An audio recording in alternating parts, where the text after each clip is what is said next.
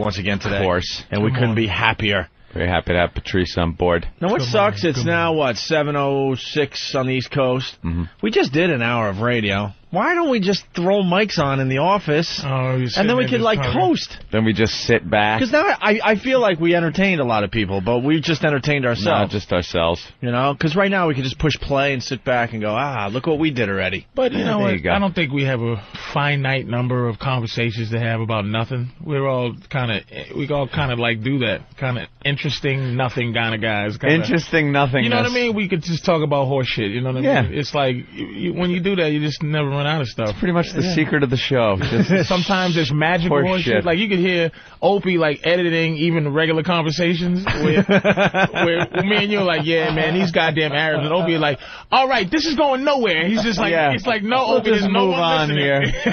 We'll just move on. We'll move on. We're going to clear this out. You're going to press a button. Yeah, we'd have gone another 2 hours on some bullshit. Hey, we got this thing on the nanny here. Wait a minute, we're having a regular conversation. I do that in my regular life, too, man. I got one brother on the phone. I'm like, you're boring. I'm going to call another brother. He's more interesting. All right, thanks for spending a few minutes with us this afternoon. He'll make a sound in the background. Fang! Yeah. You suck! Boring! It's like, wait a minute, we're just friends having a conversation, right? Yapping. Sometimes we forget the reason we all come together at 6 in the morning.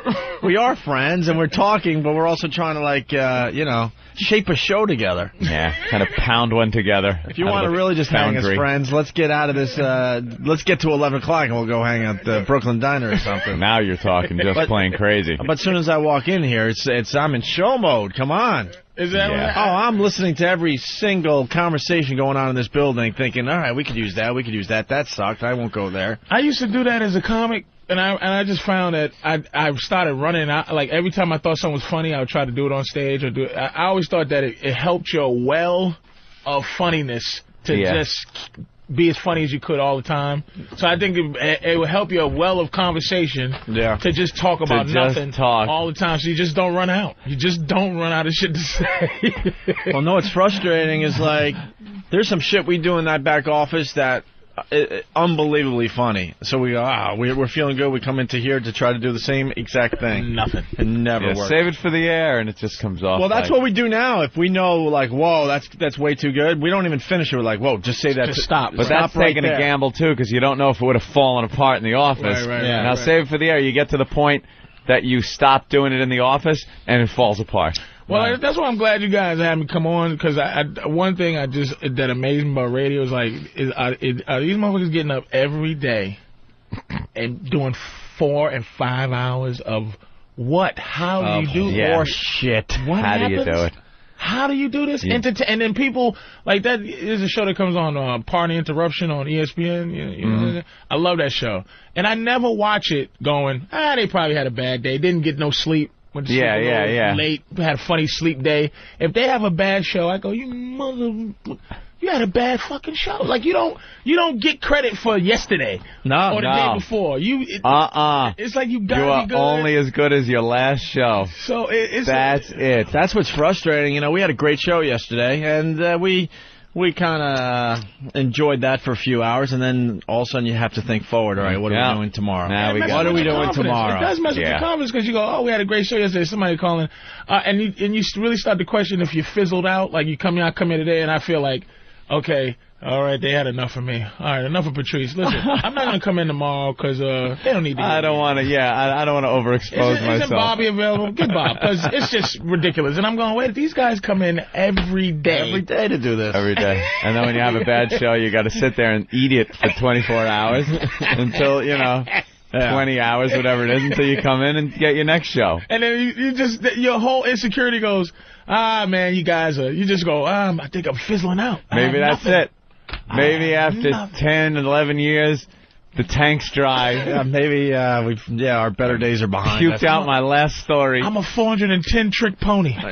We could maybe we could start drilling in Alaska, but I don't know. Yeah, there's got to be something there. We got to move all the equipment up there. Conversation We got to kill the wildlife. I don't know. I don't know if it's worth it. Yeah, to go somewhere we haven't gone yet. Exactly. A finite number of talent. Can you imagine? It's like the NBA. It's like I'm an All-American in high school, in college, and then in the pros. Yeah. Oh no, You're done. See, we're not stupid. We will ride you motherfuckers all the way to 11. Well, that's the good thing. That's the great thing about. I'm telling you now. Not to blow you guys. I don't need to. I know you guys long enough. But that's the one thing when I did the show over on in the other show. NEW. Yeah. NEW. Is that you dudes will let do. I go. No one lets any comics come on for an hour and a half, 2 hours, and do absolutely act stupid. Yeah. For 2 hours. And it's like, you know what? Thank God, man. It just seems to work. You got to be secure in what you do, Yeah. We brought this up many times. At the end of the day, I mean, I got a lot of phone calls yesterday how great the show was. I didn't personally do much yesterday. You killed. Well, but I get the credit at the end of the day. Anthony gets the credit. We get the credit. I believe that that whole Seinfeld kind of thing where it's like he never was funnier than anybody. But it's like he's the star. You're never going to be bigger than the star or the show. That's what amazes me about Seinfeld. The name on the because he gets all the credit. But I mean, come on, he was Jason never Alexander. the funniest dude on the show. Never was he the funniest Alexander dude. Killed on Seinfeld. They were hilarious people, but it's like he's the man. But he's the man they look at as no, you were the guy. Yeah, man. So that's why I love coming. It's just I love that shit. It's funny, man, to come in and talk shit. I know, just talk shit. And then the creepiness of some goddamn trucker going, hey, I heard that the bird flew. It's like, what are you doing, you creepy motherfucker? Who are you? The whole medium really is a little creepy, isn't it? We're entertaining a mass murderer right now. There's a dude with some body somewhere doing, goddamn, they are really funny guys. There's a dude sawing up a body right now, laughing, and just you think he's doing like right now, sawing it up with us blasting in the background. Somebody in the back going, He's got like some Reservoir Dog cut the ear off scene going on, but we're playing on the radio. He's got his Mi-Fi on, and he's just digging a shallow grave somewhere in the middle of the woods. Hey, have you guys ever had somebody do that in your career, like call and go, help me, fellas, help me. We had a false alarm on some guy that said he murdered some people. Yeah. But he turned out to just be a psycho. We had detectives and everything. Eddie. This guy, Eddie, called up and basically admitted to killing all sorts of drug dealers and burning up their bodies. He was so believable. Very detailed. So believable that the detective showed up. And what made you know he was faking? We didn't know until we had no idea for a day or two. We had camera crews all over the place. It was about to break to become a huge story. And then I guess the detectives found the guy and went to his house. Realized he was just a lunatic. And I guess the guy answered the door in his underwear, and basically the detectives were like, this guy couldn't do shit. They just knew. He had stories of Colombian drug dealers that he was killing in warehouses, setting their bodies on fire and just leaving a burning pile of ash there. He was very believable. And he was calling for your help? Pretty good. He was just kind of bragging. Well, no, Stalker Patty needed a place to live. Oh, right, and he was opening up his house to her. Yeah, and he called, said, I'll take Stalker Patty in, and then we just started asking him. We wanted to know his background. See if she was safe, and his background turned out a little wacky. So the camera crews and everything, they were all set up and ready to go, and then they got the word that this guy was just a lunatic, and then they all just packed up their equipment and went home. Yep. The calls that, sometimes I come in and the calls, the truckers there's a lot of truckers, man. Yeah. And every time I watch those Discovery Channel things or investigative reports, he was a trucker driving a lonely road where he picked up a hitchhiker, and you're like, Large Marge. Here it is. Just dumps our body in a shallow grave. And hey, this is Crazy Raccoon in 10-4. Where you at? Oh, I'm in middle Arizona. Hair fibers were found in the sleeper compartment of his truck. You know there's a few of them listening. It's amazing when I go, and the XM thing, which is great. Because it's like they driving all across country. Yeah, the truckers are driving cross country, and they, it used to be a pain in the ass for them, changing stations every few miles. Now they could just, pop this on or anything else. They like music and just listen. Oh, they're keeping coast this to whole coast. thing alive, man. There's some mad truckers out there, right? Yeah. The truckers are keeping this whole satellite radio thing alive, and then it's growing from there, obviously. But the truckers are paying all the bills right now. Yeah, you get those. It's amazing, man. I like that. So, speaking of XM really fast, a lot of people have figured out why we've been talking to the Apprentice people. Oh, they saw that. I read that on the message board. It's like, oh, now we see why The Apprentice was on the show. I was giving hints. Were you? Yeah, I was saying. Your hints stink, though. They turn into conspiracy posts. I was giving hints going, oh, God, we got to talk to this guy. Oh, God, I got to watch the show tonight. Yeah. Ugh. Anyway, XM Satellite Radio takes center stage on Donald Trump's The Apprentice on NBC Thursday, a week from tonight, at 9 p.m. 9 p.m. Eric Logan featured all over. ELO, our own ELO, is going to be on The Apprentice. Next Thursday. Maybe a celebrity. Maybe he could call the show today and give us a little tease on what it's all about. Maybe that's why he didn't answer my phone call last night. You called ELO? When you call ELO, how long before you get an ELO return phone call? Seconds? Yeah. I called ELO, still waiting on an ELO phone call. Nothing from ELO. I went through Don Wicklund, and nothing against Wicklund, but I had to go over Wiki's head. About what? I got to go over Wiki's head. The whole Victoria's Secret thing? No, I could give a flying fuck about that. We were told we were going to the Victoria's Secret thing. Fashion show last night. You know, one of these celebrity things where you sit down and watch these whores parade up and down the runway, and it's hot, and then the press is there, so you get a little boost and stuff. It's the only reason any of the celebrities ever go to these things is, it's a publicity thing. I don't know. It's Victoria's Secret, though, too. Well, that's good, yeah. And we want to go, and we had an invite right up until, we never had an invite. Yeah, we never had an invite. We realized we never had an invite. Right up until, like, we were supposed to go. And then, you're not going. And I just wrote an email back to Wicklund. It was 2 simple words. Fuck everyone. That's what I wrote back to Don Wicklund. That was my email back to Wicklund. Of which, thank you, Don, I got a phone call from Don. But I left a message with ELO. I know that we are partnered with a wonderful corporation called General Motors, Opie. That's right. General Motors. Oh, I know where you're going with this. Yes, you know where we're going. But not in my SRX. We're going nowhere in that. We found your door yesterday. No, we didn't get to that call. Go ahead. And absolutely, no, we didn't. I don't want a door off a 2004 dented up friggin' green door on my blue thing. It's a 2005 SRX. More entitlement here, yes. More angry entitlement. I'm getting into the entitlement mode. I got to listen to Anthony. I need a new door. What's wrong with his... wrong? Now, I got a Caddy SRX for my girlfriend. She drives it. So she's in the parking lot of one of these stores over there in Great Neck, and some Jew broad in a Lexus is coming out of one of the aisles. And in a Lexus. And hits the door of the SRX. Jesus. Okay. Nothing big, but it dents the door and makes it so you can't even open the door anymore. Okay. Needs a new driver's side door. A new one? They can't get somebody to undent it? Undent? This is a 2005 vehicle. New fucking door. Just undent. And there is no undenting. It's curled. The hinges are fucked. I mean, it was hitting a perfect spot to fuck the door up. There is undenting.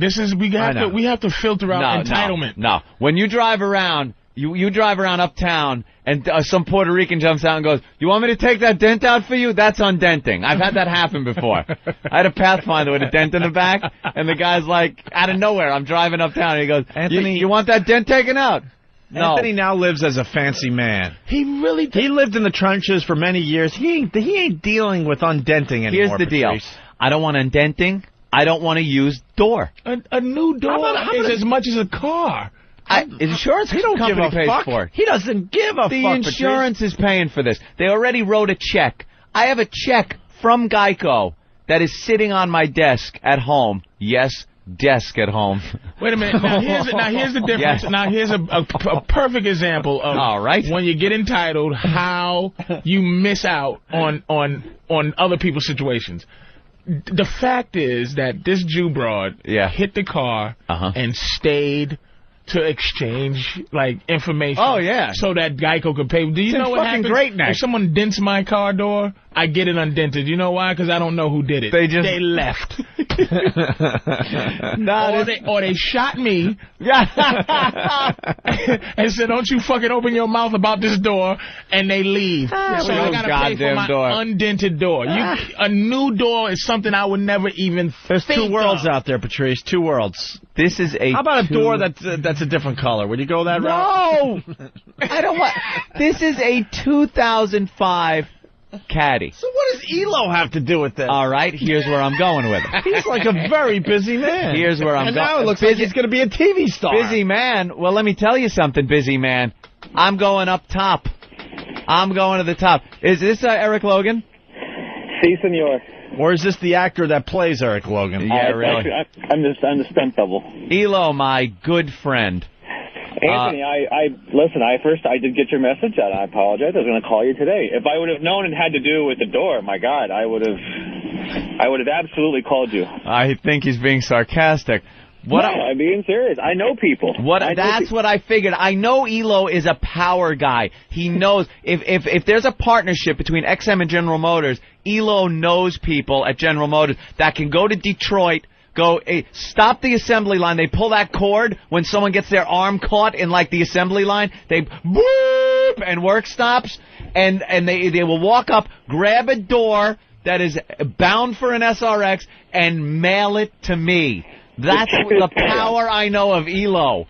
I need a door. Now, what I find funny about this whole thing, that it took a personal problem for Anthony to call our big boss. Finally I leave him alone because he's a busy man. Like you said. He's a busy man. Am I the only one obsessing about this radio show on a daily basis? Here's the problem. It's a personal problem for him to get a hold of the boss. Here's the problem This guy runs XM? Yeah.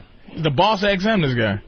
ELO. Pretty much, yeah. Okay. He wields a fucking samurai sword. So there's connections at XM and Ford or whatever? GM and XM have a relationship together. They're in business together with the XM satellite radio going into the General Motors cars right on the assembly line. It's a beautiful thing. I love my car. I love my XM in my vehicle. It's wonderful. Wait, so you're saying he should just go in and go, hey, Lee. As in Lee Iacocca? Yeah, well, that's Dodge. Hey, look, I don't know who Lee's going. Way to go, Patrice. You'll be hired by XM tomorrow. What are you going to do? What the fuck do I know? I don't know who the boss is either. If I did, I'd have called him. What white businessman runs for what? I'm asking who ELO is. The only reason I called ELO is because my day yesterday was like Roger and me. I was searching. I swear to God, I was that frustrated. I was searching for a top dog. I called my collision place that Geico sent me to. Yeah. And they said there are no doors anywhere for this vehicle. No doors. Because they're not going to make a door without the car. What? It doesn't exist because they undent.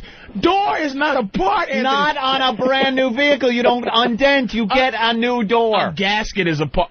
You know what a part is? Something you can take out yourself. No one can remove a door. New goddamn door. Anthony. How long does it take to press out a door in Detroit? You know who deals with doors? Who? Puerto Ricans, man. People who you don't want to deal with. I want a door that I know that the electronics are going to work. It's not like a door on an old friggin' Rambler.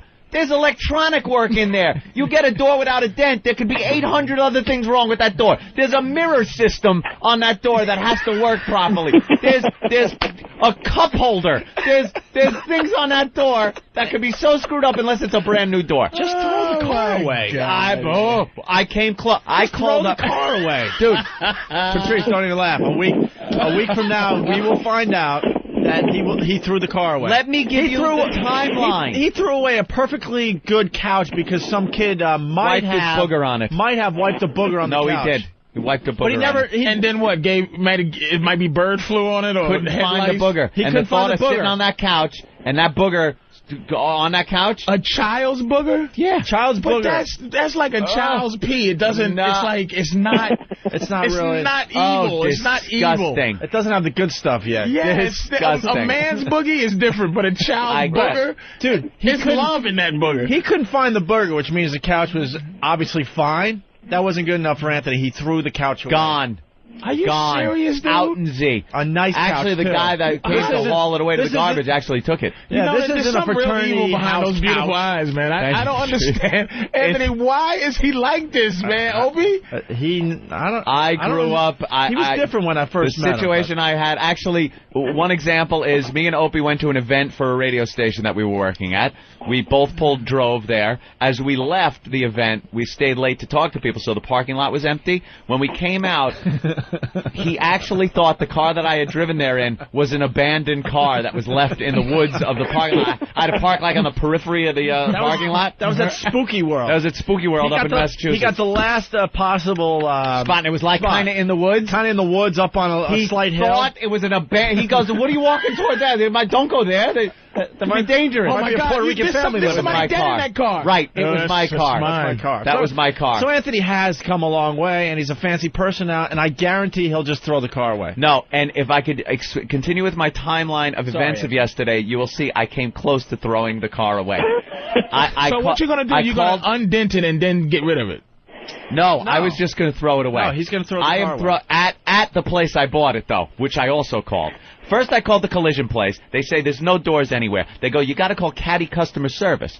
Okay, I call Caddy Customer Service. They go, you got to call a dealer. I call a dealer. The dealer then sends me to the parts department, which then calls everywhere. They have, like, the computer system for everywhere. And I hear the guy going, oh, boy. Oh, no. He's typing just, oh, brother. He goes, I checked everywhere. He goes, I checked even Mexico. He goes, there are no doors to this vehicle available anywhere. Yeah, this is Jim from this. We're at 146 over here in New York. Is there? You guys got a door? We need a blue caddy door. No doors available. No doors. I call up, they have me call him, and he goes, you know what? I got two that came up on my computer. One's in Alabama, another one is in Ohio. Here are the numbers. Call them. So now I'm on the phone with some hillbilly going, we got a door, but it's damaged up pretty bad. I go, all right, thank you. Same thing with the other place I called, damaged door. They just got a door that's just like your door. They just found a door, yeah, just like my door. Because you know why, Anthony? There's probably some poor son of a bitch in California called for my door. Because it's the only time a door goes into the system is when there's damage and someone's looking for a door. But what they have is some asshole in Ohio was looking for a door. Because some Jew broad hits my car, I gotta now have an old door. Undented. No, undented is old, damaged door. I want brand new door. It's brand new car, brand new door. Just. So now I'm fuming. Don't even bother. Now I'm fuming. So now I call the place I bought the car at in Jersey, and I go to talk to my guy there, and he's gone because car dealers are like those guys in the old days with the covered wagons and the elixirs. This one is wonderful. It cures baldness and everything. And then you try to find him 2 seconds later. Oh, he's gone. That guy's gone. Car salesmen are scum of the earth, by the way. Just want to say that. Well, can he do something? Can ELO? Well, I hadn't even gotten to the ELO point yet. So I call up the car dealership, and I call the head general sales manager, who's still there. And the woman goes, he's on vacation. He'll be back in 2 weeks. And then I start getting mad. I go, okay, when Michael left, who did he tap on the shoulder and say, you're in charge? Because that's who I want to talk to right now. She goes, well, I need to know your problem. So I explain the problem to her. She goes, you have to talk to parts first. I go, I don't want to talk to parts. They don't have my part. She goes, but if you talk to parts, then you can talk to the other guy. I go, and here's where I said I'm going to throw the car away. I go, because if this doesn't get resolved, I am driving this vehicle to your dealership at Jersey, dropping this piece of shit off at the front door, and you could deal with it. I'll stop making payments. When they say, why aren't you paying? I say, I gave it back. I gave it fucking back. I'm buying a goddamn Porsche Cayenne. You go fuck yourself with your SRX. I need a fucking door. And again, the big run around the parts guy again with the woof, making noises into the phone as he types, finally told me, call up your collision place, sent me in a big circle. I said, I called him already. It was over. I hung the phone up, I threw the phone, said, motherfuckers, and then I go, you know, ELO. Let me call ELO. Relationship with General Motors. Perhaps someone on the inside can get me a door. How many times have you called ELO before this? I can answer that one, Patrice. Oh, no. Probably never. This is the problem. I've never called ELO. Here's what you should have did.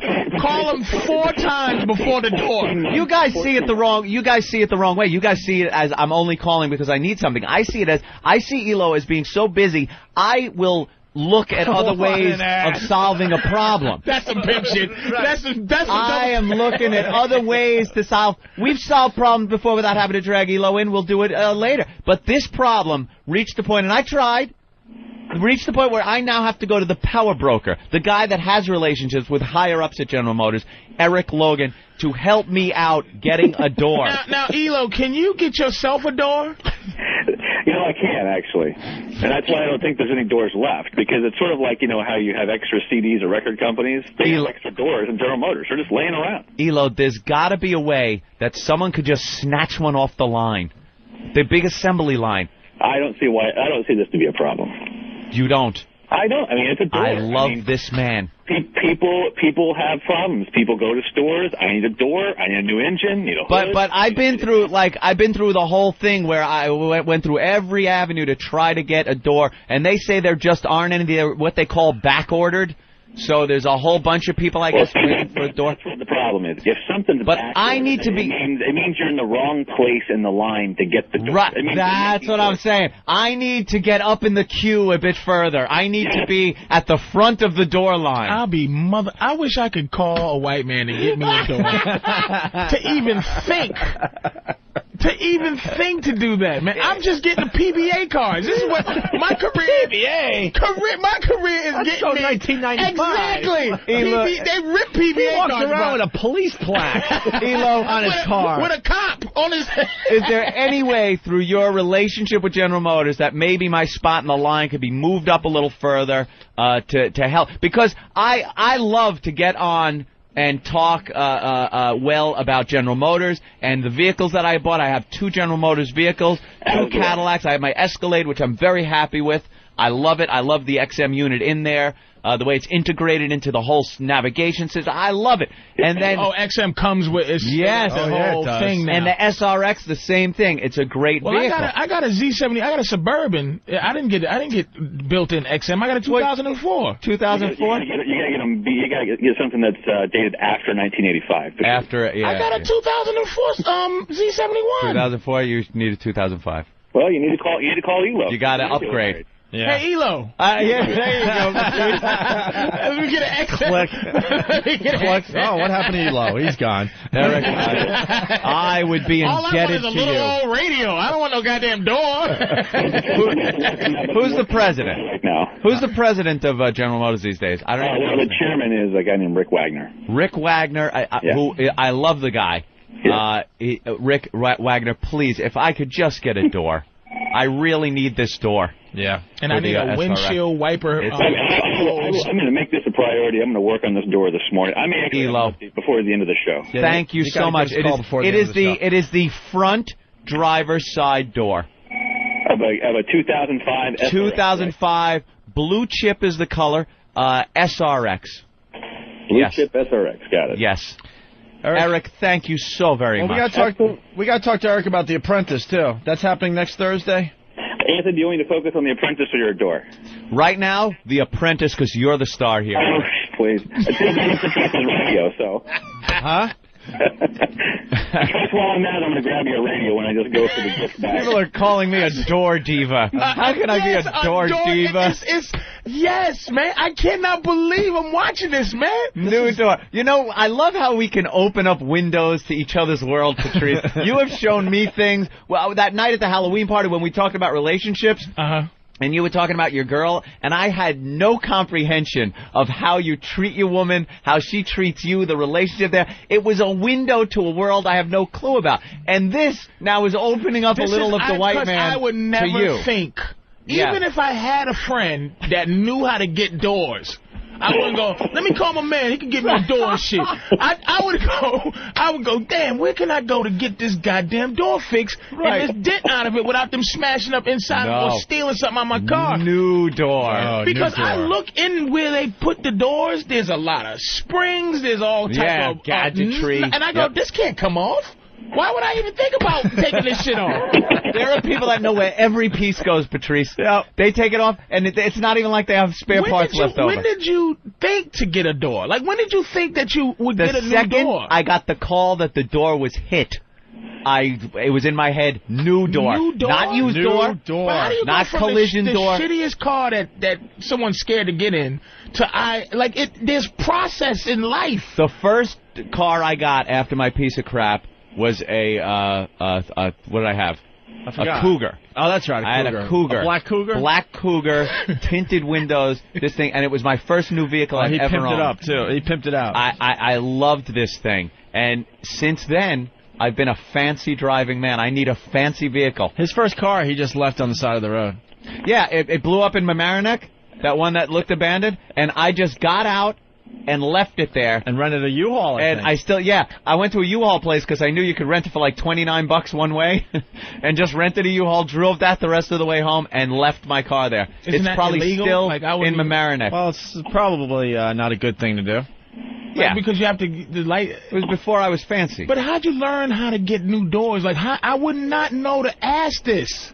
It's just as your bank account goes up, you learn these things. You just learn these things. I'm still at dented door level. Dented door. Patrice, I pray for you that someday you will insist on a new door. I'll call Elo. Man, listen, you know anybody I know? I need somebody to help get a dinner. I need a new door. I know this Puerto Rican that works for XM.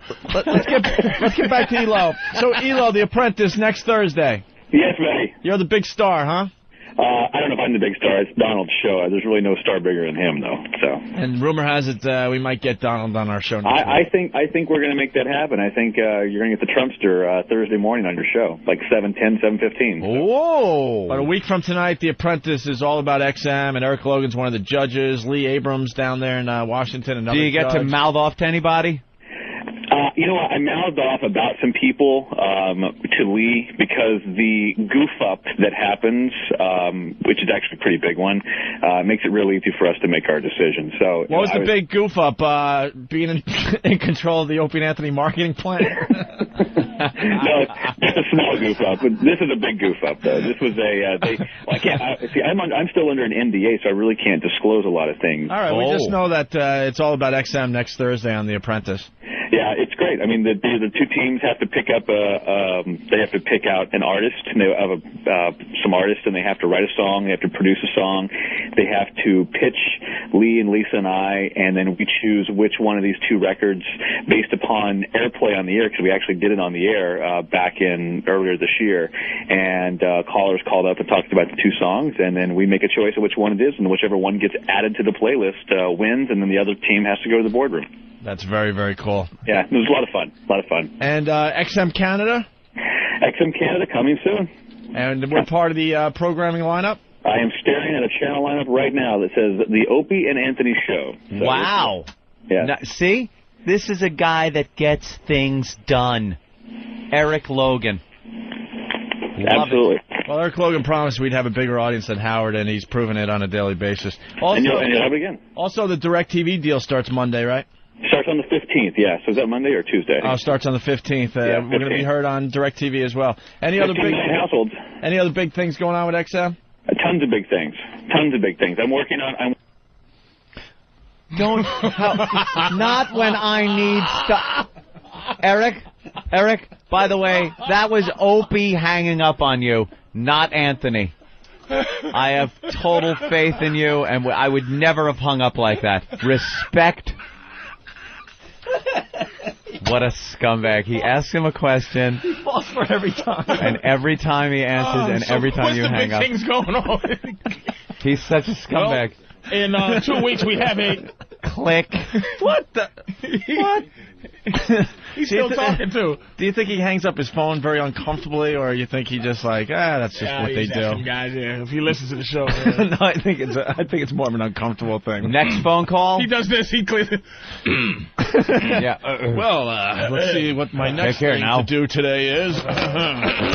Next call, HP. Let me just say that. HP. If this one doesn't go through, next call is to HP himself, Panero. I'm going up up. But I have total faith in Elo. Now, Elo will get me my door. Didn't Lee Iacocca once run for it or once run GM? I think he worked many years before he picked up Dodge. He worked for some other company. I think he was in the mailroom of... yeah, like on the assembly line. Or something, yeah. A line worker. What? Who is... What? That's Blue, Anthony. That's Blue? That's one of the famous homeless guys. From Homeless Shopping Spree? Yeah, everyone knows Blue. Yes, that is Big Blue. Couldn't find Tippy Tom, could you? Not this morning. Have you seen him lately? I have. You have? Well, he was supposed to show up at the Halloween bash that we had, and I kept reminding him every day for about 3 weeks, and I saw him... I'll be there! I saw him the Saturday before it, and I says, you know what Monday is, right? And he says, yeah, Thanksgiving. So, yeah, there's a little problem keeping track of the holidays. The homeless really don't care. No. It's a holiday. It really doesn't mean much for them. So instead today, since we're working on homeless shopping again, I got Big Blue. And, Big Blue. Yeah, I think we're doing homeless shopping spree this year. Yes. Yeah. Pulling out one of the standards. In like, what, 3 years? Yeah. Pulling out one of the standards. Yeah, and like us, Big Blue was on a break as well. He was been in prison for 3.5 years. What? Oh, really? Like the time we were off the air, he was in prison? Don't even tell us for what. We'll do a little interview with Big Blue. Is he very coherent today? Yeah, he's not bad. All right. What is he on today? Because he's... just booze. Just booze. What's he listening to? Slow jams. Slow jams? Yeah. All right, cool. We'll talk about that after the break. All right. Let's say hi to Bob in New York City. Bob, what's up? Bab. Hello. Hey, man. Go ahead, Bob. I got a deal for Anthony. I don't know why he keeps crying. I got 3 matches. 2 in Queens and 1 in Brooklyn. Yeah, brand new? Brand new. They'll take them right off the truck and bring them right into you. They got the mirrors, the cup holders, everything. There is the cup holders. Do you need wheels? He's got 4 beautiful chrome wheels with gold cap. I don't need wheels. All I need is a door. So we can get the door. Now, what are you, legitimate, or are you in Brooklyn just taking doors? He'll get some tonight. Yeah, he gets some tonight. Let's go to Nate in Brooklyn. Hey, good morning, guys. Hey, Nate. Good morning, Black Jimmy. Hey, Anthony. Yeah. What's the matter with you? You flaunting the white connections in front of a black guy? Come on. Yeah, we're kind of letting the secrets out over here. Seriously, one more misstep and you're out of the club. Didn't I tell you that I have a Ph.D. in crackers? You understand? I grew up in Boston. You're ridiculous, Black Jimmy. Ouch, you asshole. You don't hurt. I've been white. I have white. You see my back? It looks like LeVar Burton from Roots. And I'm still standing tall. I know about white connections. I just didn't know to order a door. Now you know. Jesus. And what's the upgrade from PBA? It's FOP, right? Oh, yeah, the Fraternal Order. Yeah. Sergeants. Is that an upgrade? I gotta get that. Anthony drives around with a plaque. I just don't want to, I just don't want to, be entitled with my white connections. Like, I need a door. God damn it. Give me a door. I do. You know, it sounds like I'm entitled, or I feel I have this entitlement because I just come out on the air like that and say it. But there was so much work that went on for a good 3 weeks that I did at home on the phone before this blow-up. I was trying my darndest. You know how I would ask for a door if I knew a person to give me one? I would go, if I knew you could give me a door in there, I know this sounds crazy. But I come across like, damn it. I was hoping I could get do they have doors? Do they have extra doors? Let's say hi to Heather. Heather! Hey, is Anthony the door diva? Door diva. I need a door. Punch it out. All right, very good. Door diva. They just kept running me around and around nowhere, making phone calls, and I figured Elo's the guy to go to. All right, well. Well, can you get the dent fixed and then go look for the new door?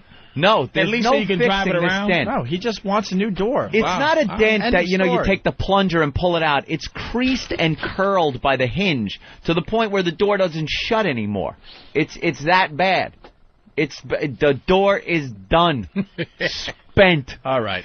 Enough about the door. Enough about the moose. Enough about the door. Yeah, enough about the moose. Very good. All right, we're going to take our first break. We got to get to the Tyra Banks stuttering special today. Yeah. Also, man, it's been sitting in front of us for a few days now. The Dateline Online Predator thing. Holy crap. Did you see this show? I did not see it. I heard some clips. Dateline rented a house in a really nice suburb. And then they did the online chat and got these predators. With some pedophiles. Posing as children. They get the pedophiles, and then they invite them over the house. And when they walk in, there's a Dateline camera crew asking them, hey, what's your problem, bud? What the fuck you doing here? What are you doing trying to hook up with a young boy? And instead of turning and running, they actually sit there and talk to the guy. Well, they can't run because at that point, I guess because it's news, they're going to show the footage on TV. You're not signing releases. How about running, though? Well, they're getting as little camera time as possible. I'll explain that. They don't really say what it's for at first. Is the camera hidden, or is it right in front of their face? The reporter just kind of all of a sudden walks into the kitchen. And it's like, hey, bud. Hey, what are you doing? Hey, bud. Hey, bud, what's your problem? What are you doing here? And then they talk for a while, get some info out of them, and then they explain what it's for, and then they start, running. Freaking out a little bit. But at that point, it's too late. They got a rabbi. They got Naked Guy is the star of the show. Naked Guy. Naked Guy. I haven't heard about. They convinced this guy to come to the house with beer for a kid and get naked in the garage. I haven't laughed this hard in a long time. Oh, what an ass. I got to see the video. So then they got video, of the kitchen, and all of a sudden Naked Guy walks into the kitchen. And there's the report, what the hell are you doing? With the ball blur? They blur out pixelated nutsack. With the pixelated balls. And the reporter, just disgusted, hands him a towel, looking away like, cover yourself, and then we'll talk. But not only was he naked for a child. Yeah, for a kid with beer. Whew. That's the highlight, right, Nathaniel? Yeah, screw the rest of it. We can play it right now, all right? Yeah, let's hear. Man told to come in naked. And what do they use, chicks for the voice of the young boys or something? Yeah, they actually used a chick that sounded kind of like a little kid, I guess. What, the girl who plays Bart Simpson? It's never a child, people. I don't know who's still getting caught. Who is still getting... They're the same people that are, sending their bank accounts numbers to Nigeria? Yeah. Because there's a fortune there that has to be sent over to the U.S.? My roommate almost got caught up in that. Stop it. Yeah, sent a sexy picture of a Nigerian girl. Hey, they kidnapped me, and they said I have to stay at this hotel until I get $4,612. Sorry. You're going to be there a while. I think we should go through this whole thing. Most of these are pretty good. Yeah, this is a really good thing. And then there's a little twist and a surprise as far as the Naked Guy goes. Ooh. You guys didn't see the show? Mm-mm. All right, I'll keep it at that. You won't believe what happens to Naked Guy at the end of this thing. Here's the first clip. We enlisted the help of volunteers from a vigilante organization called Perverted Justice. Volunteers of this controversial group are experts at pretending to be children online in order to catch and expose potential predators. And in most states, soliciting a minor for sex is still a crime, even if it turns out the minor is really an adult posing as a child. He had to stop at the bank first. While some in law enforcement strongly oppose any civilian group conducting sting operations, Perverted Justice volunteers say they are often able to provide authorities, from local police to the FBI, evidence to build cases and get convictions. Let's go to Guido real fast in Philly. Guido. Oh, yo, guys, what's going on? Hey, man. Guido. See the Egyptian guys who wanted to buy the house, so a 13-year-old's going to sell them the house? Yeah, they all come up with some crazy excuses why they're there, and the reporter or whatever from Dateline's like, no, we got the transcript. You weren't coming here to buy the house. You weren't coming here to do this.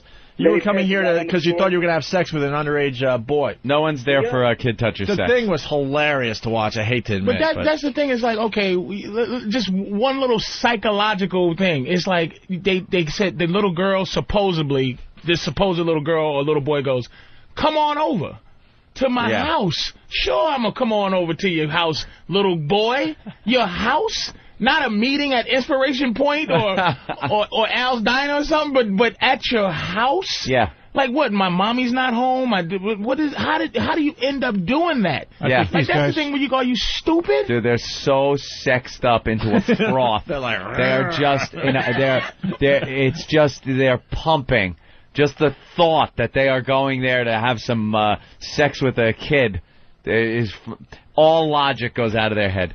Oh my God! They lose their minds. Yes. Hey, come on in, sit down, have a little. I have some toy cup tea and some. Oh yes, of course. And I have what's the Easy Bake Oven cookies? Have a seat, naked man. Here we go. Here's the next clip. So how do perverted justice operatives find potential sexual predators? First, they go into chat rooms, usually through AOL or Yahoo, and set up a profile of a 12, 13, or 14-year-old. A profile that often includes a photo of a child obviously underage, like this one provided by the girl's mother. Then the decoys wait to be contacted by an adult. In order to avoid the appearance of entrapment, they never make the first contact. But once a chat begins, the undercover operatives make it known they're open to the possibility of sex. A few decoys even seem eager. How quickly do these conversations turn sexual? Sometimes very quickly. As soon as the conversation is, hi, my name is, I'm 14 years old or 13 years old, and the gentleman will then say, look at this, and send you a picture or say something else. And that would be the crime right there. Just can't wait.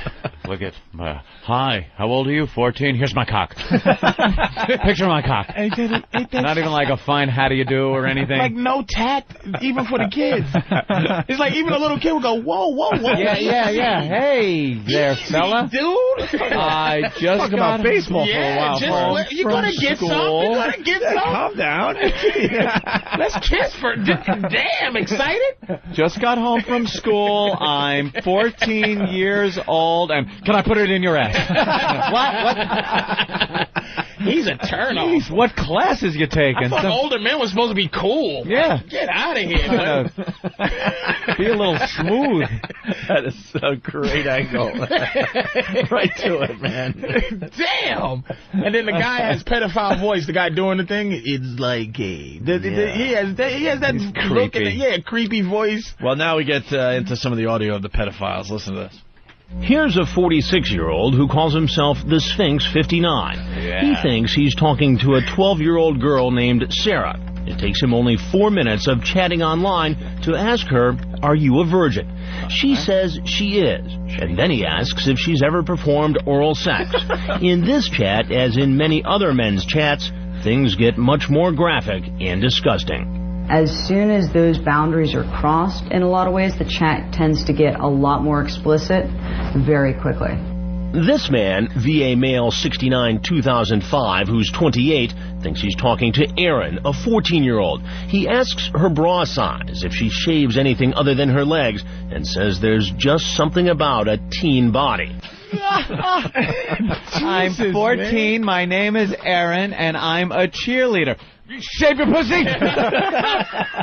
Shave that snatch! My girl is a hoe, and I still have to talk to her, like, a little bit. Like, I have to go, hey, babe, what you doing later? Guys are fucking... I can't even say that to my girl. Name is Kathy, and I like puppy dogs. And I'm a virgin. You suck cock?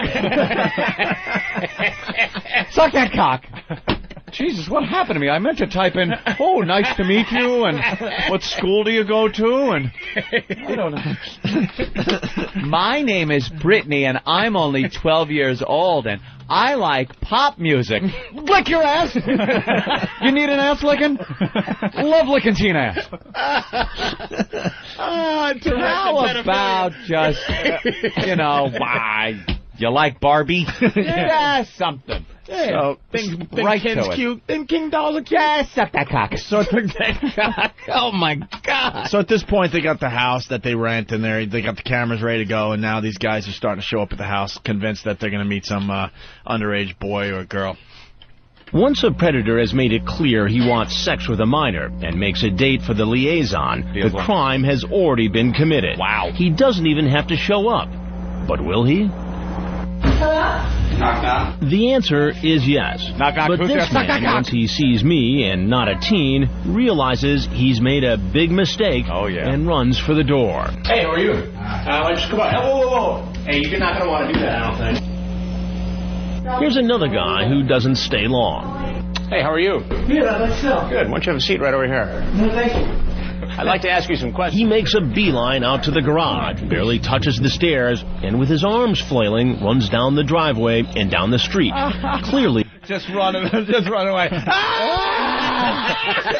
How quick did his rod go away when the Dateline guy pokes his face in? Boop. Oh. You gotta have a guy with balls that stands there and go, is your daughter home? That's who I was talking to. They should have a midget standing there like with the back turned like Sylvester Stallone from that movie. What's it? Nighthawks. And just turn around and go, what the fuck is wrong with you? Hey, you sicko. You know, what the? Yeah, a little blonde-haired midget like the one from fucking Total Recall. And then the camera just does a close-up, back-up look.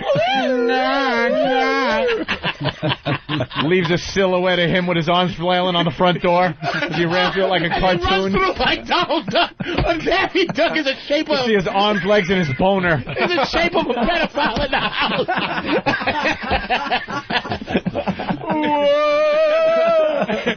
him and his shadow. Yeah. Him and his shadow leaves one too. A little bit of curly smoke follows him. Oh my God, man. Still into it there, big boy? We got Tom on Long Island. Tom. Hey, guys. Anybody pick up how much this guy sounds like Casey Kasem? Yeah, it does sound a little like Casey Kasem. Coming in at number 5, a 12-year-old. He does really. The guy's good. The Dateline guy is creepy. Yeah, here we go. The rest of that clip. Clearly, this man knows he's done something wrong. So does this guy. I'm sorry, see, this is all myself. No, I want to talk to you for a minute. No, I'm sorry. No, I want to talk to you. No, I'm sorry. He also makes a run for it, but he didn't come in a car, so he keeps running and running, presumably back to a bus station, trying desperately to hide his face. It may look funny, but what these men had in mind based on their internet chats was anything but. Most of the online conversations were so explicit, we can't even begin to show you. Really? That last guy's really funny because he's running away, and so Dateline hops in a van and starts following him. Oh, no. And then he just busts out an umbrella and holds it over his head while he's sprinting away. They didn't commit a crime by just showing up? They did. They already committed the crime. But Dateline's not a law enforcement agency, and this other company, or not company, but these people that have this website, what is it called? Perverted Justice. They do this. They don't have any jurisdiction or... You know, they're not legally. They can't arrest the guy, I guess. So no cop was available just to. No, I guess at least a cop to sit down and to say, "Look, dude, I can arrest you." So I'm sure they're going to be, looking for these guys, and plus their lives are just ruined. Yeah, the lives are wrecked. This is on Dateline. Imagine going back to work after this. Hey, I saw you on TV. Hey, I was joking. Yeah, it was a joke. I knew Dateline was there. Here's the guy that tried to get out of it by saying he was buying the house or something. Buying the house. From a 13-year-old boy. I don't know. Let's listen in. How's it going? Good. Why don't you have a seat? Thank you, sir. Nice seeing you. What you doing here? His name is Aladdin. He lied online about his age, saying he was 35.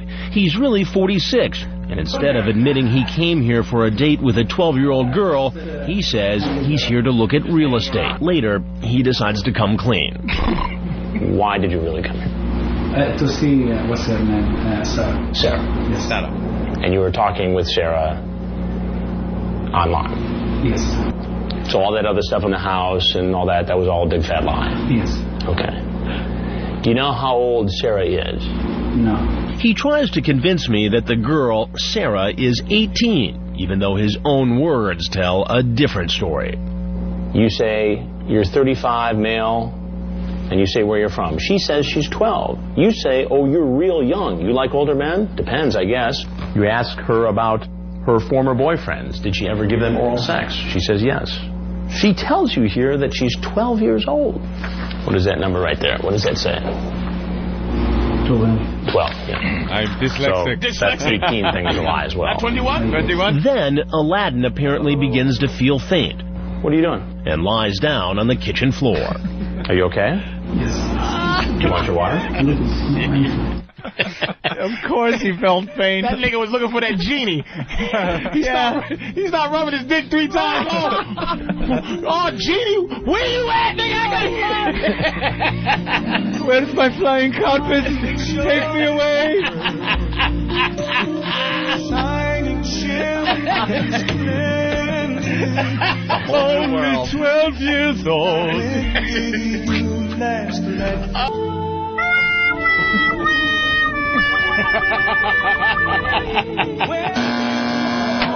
Oh,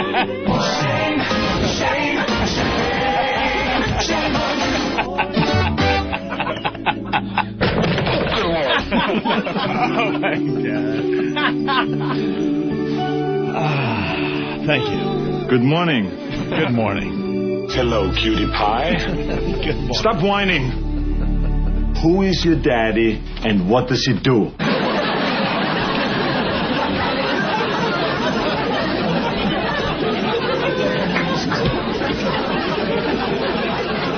Lord Jesus, this ain't happening, man. This can't be happening, man. This ain't happening. And they mostly come at night. Mostly. Fucking Aladdin, Jesus. He gets fainted. Has to lay down. That was all in his head. Poor Aladdin. Poor Aladdin.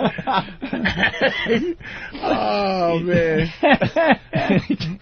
He couldn't wait to, like, show off with that name. Of course, I'm Aladdin. I'm Aladdin. Is that your real name? Another man, 56-year-old Simba, came in. Of course he did. Hakuna Matata, who the fuck are you? Means no worries for the rep. Who the fuck, Dateline?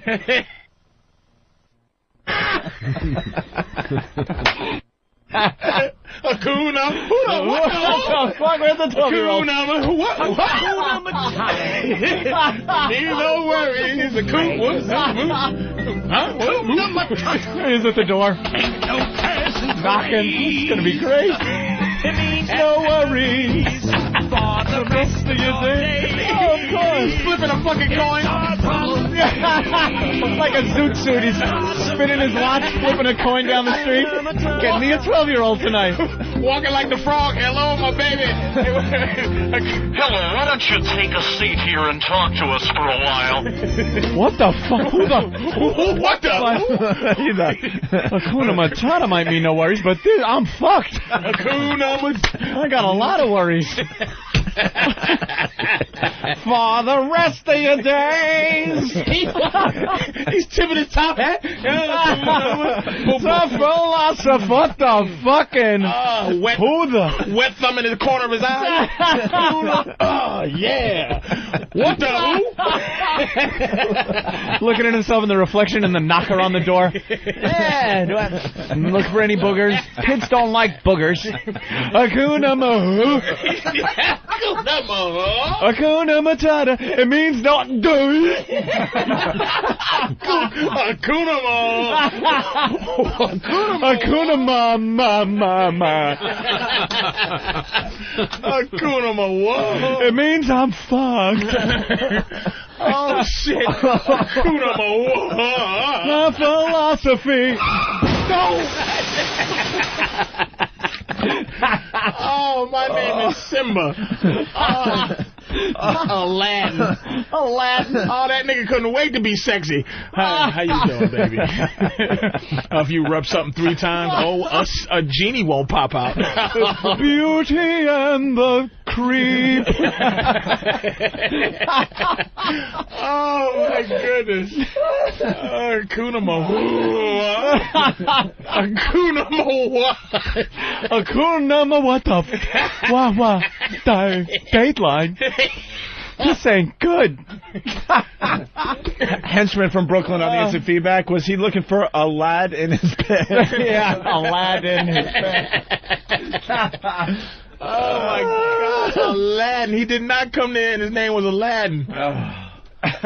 Wow. Wouldn't it be funny if one of these sickos actually says while walking through the door, Opie and Anthony on XM Satellite Radio. Radio. All right, let's go to the next clip from the Dateline Predator special. There's more Predator. Hakuna Matata. I better just sit there for another half hour. Oh, my goodness. All right. Yeah, let's just go to the clip. Meet VA Male 69 2005. He's the one who said there's just something about a teen body. He's 28 and thinks he's talking to a 14-year-old. He chatted online for more than a week with our decoy and slowly introduced more and more depraved sexual requests. He even says he wants to involve a dog. Come on. Stop it. supposed to involve a dog. And when this guy comes in next, he twitches the entire time. He looks like he's trying to kiss something the whole time. He's like furrowing his face and pursing his lips the entire time. By the way, we still haven't gotten to Naked Guy. Oh. I haven't laughed that hard in 6 months, and we still haven't got to Naked Guy with that little twist at the end of the show. Here we go. How you doing? How you doing? Why don't you have a seat right around that stool? Dog guy. What's happening? Not much. What are you here for? Just come and talk to him. Coming to talk to who? That's it. Why are you so nervous? That's it. I just get nervous. I was coming to talk to Erin. How old is Erin? She didn't tell me. Try again. The lying motherfucker. I saw 14. So you thought it was okay to come here to see a 14-year-old girl? No, I didn't. And you say, would you ever try anal? Ouch, that's like it could hurt. I'd have done right. You have to be very gentle with that. Quite a Romeo.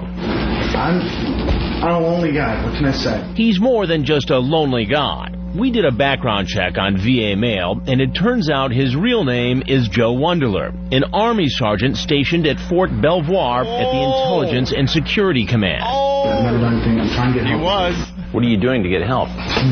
Seeing a psychiatrist right now. Well, it doesn't look like it's working too well based upon all this. I just started talking to him. I mean, this gets pretty freaky here. You talk about sex acts with a dog. It's one of the reasons why I'm trying to get help, because I've gotten into fetishes that I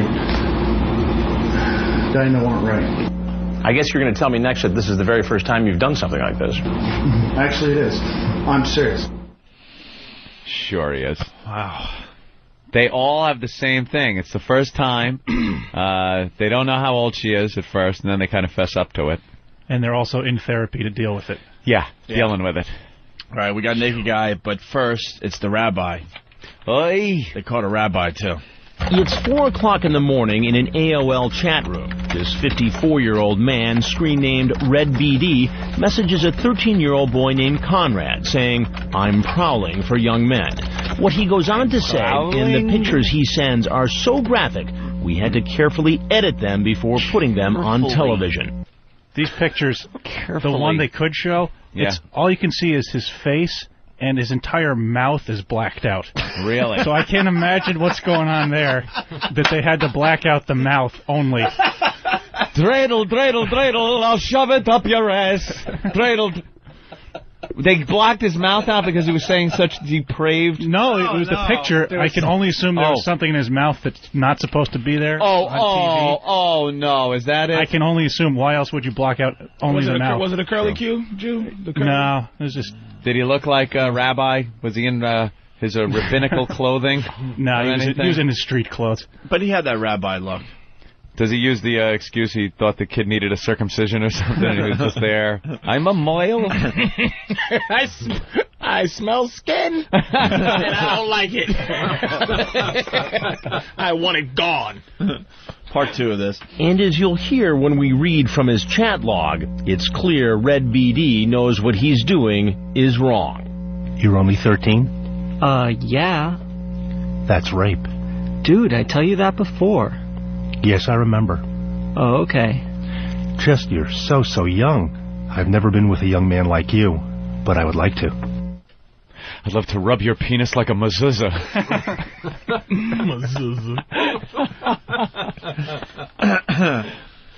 All right. You know what? Let's take a break and we'll continue with this because we're halfway done. Halfway? Oh, like half? Yeah, we got the Naked Guy next. Means no worries for the rest of your day. We'll get right into Naked Guy after the break. How's that sound? Fantastic. Drew Boogie. Gotta love that. It's the Opie and Anthony program. Patrice O'Neill in studio today. Are you promoting anything, Patrice? Just hanging? All right, he's just nodding away. All right. Yep, just hanging out, man. And Patrice will be with us tomorrow as well. Gotta go right to the phones. James from Georgia. James, go ahead. Hey, I was just wanting to know, why the hell does Anthony know the whole Hakuna Matata song? It sounds like he might be some kind of pedophile himself over there. Oh, you. Who doesn't know that? A little strange, because you don't have kids, Anthony. No, I don't have kids. You don't hang out with nephews or nieces or anything, where you see these movies over and over and over again. Hakuna Matata means nowhere. Hakuna Matata. fucking I don't know where I picked that up. I go to Disney a lot, you know? So that's kind of plays, and then let's see what else. You know a little bit about everything, so. Right. That is a really famous song, though. I know a lot of songs that I'm not a fan of anyway. You know, Hakuna Matata is like in our social psyche there. Yeah. Who doesn't know that But one? you knew a couple of the nuances, though. That only a big fan would know. I saw the Broadway production, too, so perhaps that's why. Hakuna Blam! Let's get back into this. The Dateline Online Predator show they did recently. Predator. And Jay Leno brought it, man. He brought it. Jay Leno? Well, he did a few jokes on this whole special. Oh, he did? And we just did the rabbi guy that got caught, right? The rabbi that went to the house. The rabbi got caught. Did you hear about this? Thinking he was going to, meet a 12-year-old girl, right? Mm-hmm. I think this is what Jay Leno had to say about that. This is such a creepy story. I don't know if you saw on Dateline the other night. They had this horrible report on online predators. Like men who meet underage boys on the internet. You see any of this? They set up a sting in a house where these creepy guys would show up expecting to meet a kid to have sex with. You know, one guy was a rabbi. Imagine a rabbi posing as a priest. How horrible. That's pretty funny. There he is. I didn't know it was going to be a priest joke, but I didn't see it going there. That was pretty good. And then I went to the Letterman, and he was talking about how big the squirrels are in Central Park or something. I don't know. Anyway, let's get back into this thing. We're up to Naked Guy finally. Finally? Everyone knows the premise, right? Basically, they rented a house in the suburbs. They got these guys to actually come to the house thinking they're going to meet an underage girl or boy. Mostly boys. Oh, dear. And this guy was the star of the show. Let's go right to the clip. Here comes Special Guy 29. Earlier online, he told our decoy, who was posing as a 14-year-old boy, that he's an 11th grade English teacher. Then he told the boy that he hates condoms, but he's safe. Our decoy asks Special Guy 29 to bring beer and then throws in a request, a technique often used by law enforcement to illustrate intent. He types, "Side garage is open. Strip to your underwear and come in. I be in mine." The man says, "I don't..." Now, this is Dateline. Who's fucking falling for this one? Now, this is Dateline just having fun with their little sting operation. Let's see how crazy we can get with this. Sometimes used by law enforcement. Law enforcement with a real good sense of humor. They just want... Dude, let's try to get the guy naked so when we can fucking arrest him, he's naked. What do you say, dude?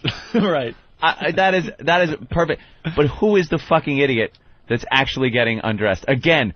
whipped into a frenzy. Let's back up and see what happens here. Side garage is open. Strip to your underwear and come in. I be in mine. The man says, "I don't wear underwear."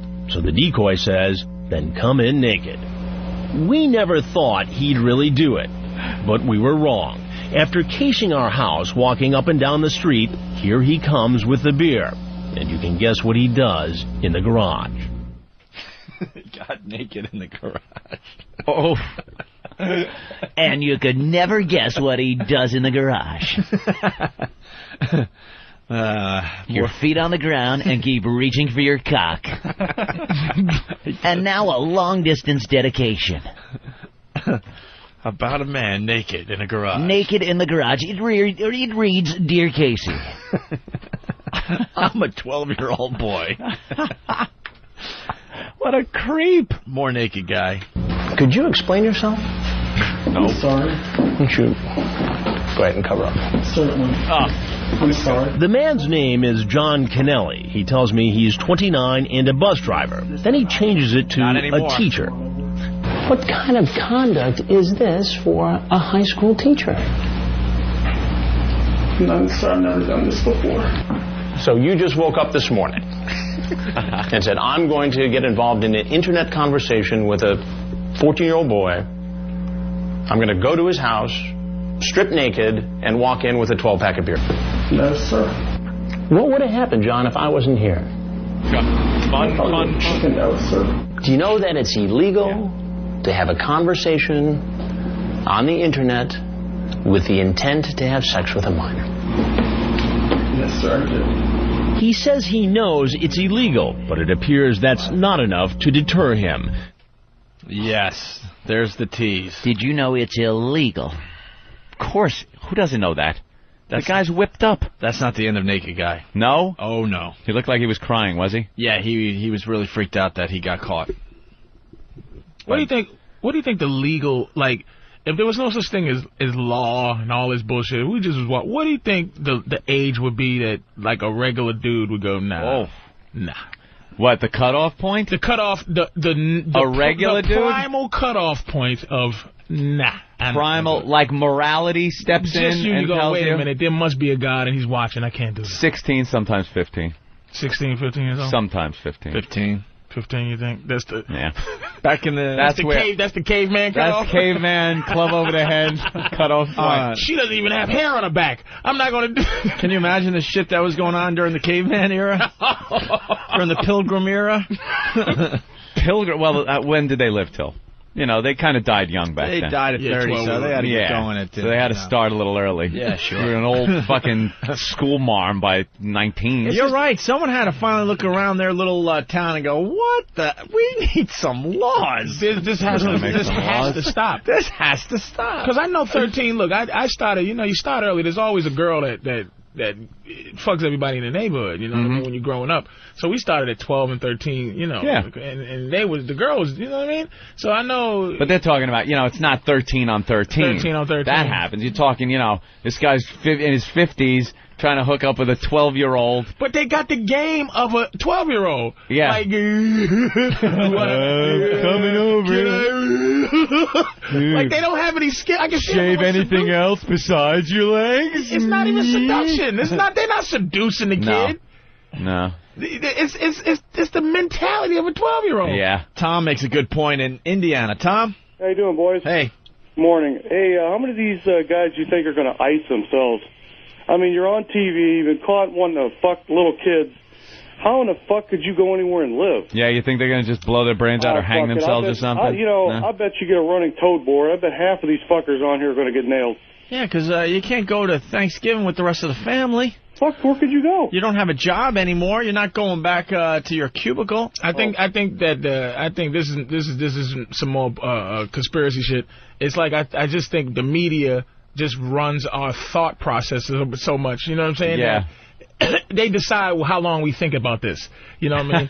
So he gets fired, but it's like no one really cares. You know what I mean? Once they're done with this Dateline, we're moving on to the next thing. Did you see Dateline? Next week we'll be talking about, with the same affection, the cleanest restaurants, the cleanest fast food restaurants. Right. And I was into that when they was talking about. And these guys will just nasty. be bobbing in last week's wake, like of the destroyer that is the fucking Dateline show. But they got to continue with their lives. Yeah. How do you look at your family?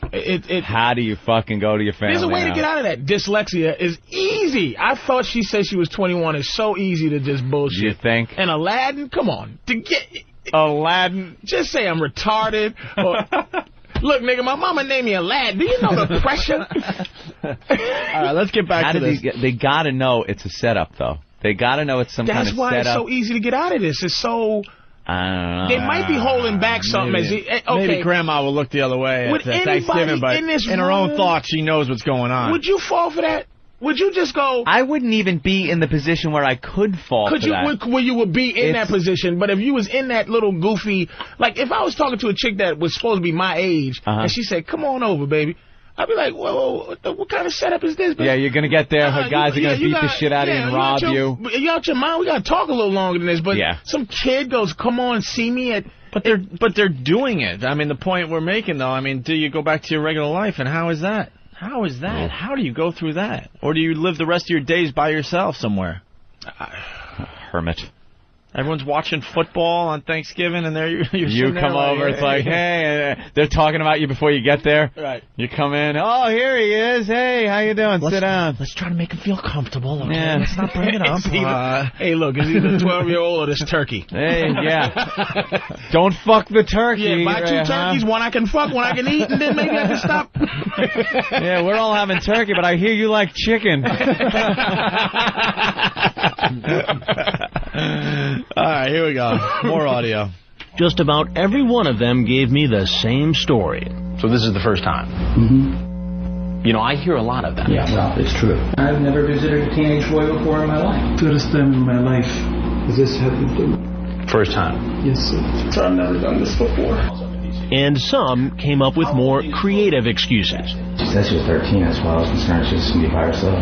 So I just stopped and talked to her. So you're just being a good Samaritan? Yeah. Because there was a 13-year-old girl by herself. Home alone? Yeah. Right. And so out of the goodness of your heart, you were going to stop by? Yeah, it could be anybody. And babysitter, is that the deal? Well, sort of, I guess. My lawyer's going to say.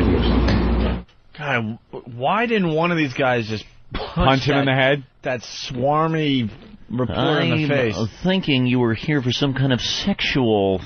No, just come. You should have been. Somebody should scream, "This is a setup! Yeah. You lied to me, mother." No, I didn't write that. I didn't write that. I didn't put that. That's what the. Right. No one's denying it. I'm gonna sit down right now. First of all, you said you was a video hoe. I got the. If I thought you was nigga, just go out your fucking mind. Do you understand what I'm saying? That's why. Were they all white guys? Yeah. Well, there was Aladdin. And Aladdin was what? Mostly white guy. An Arab? Yeah. Arabian? Yeah.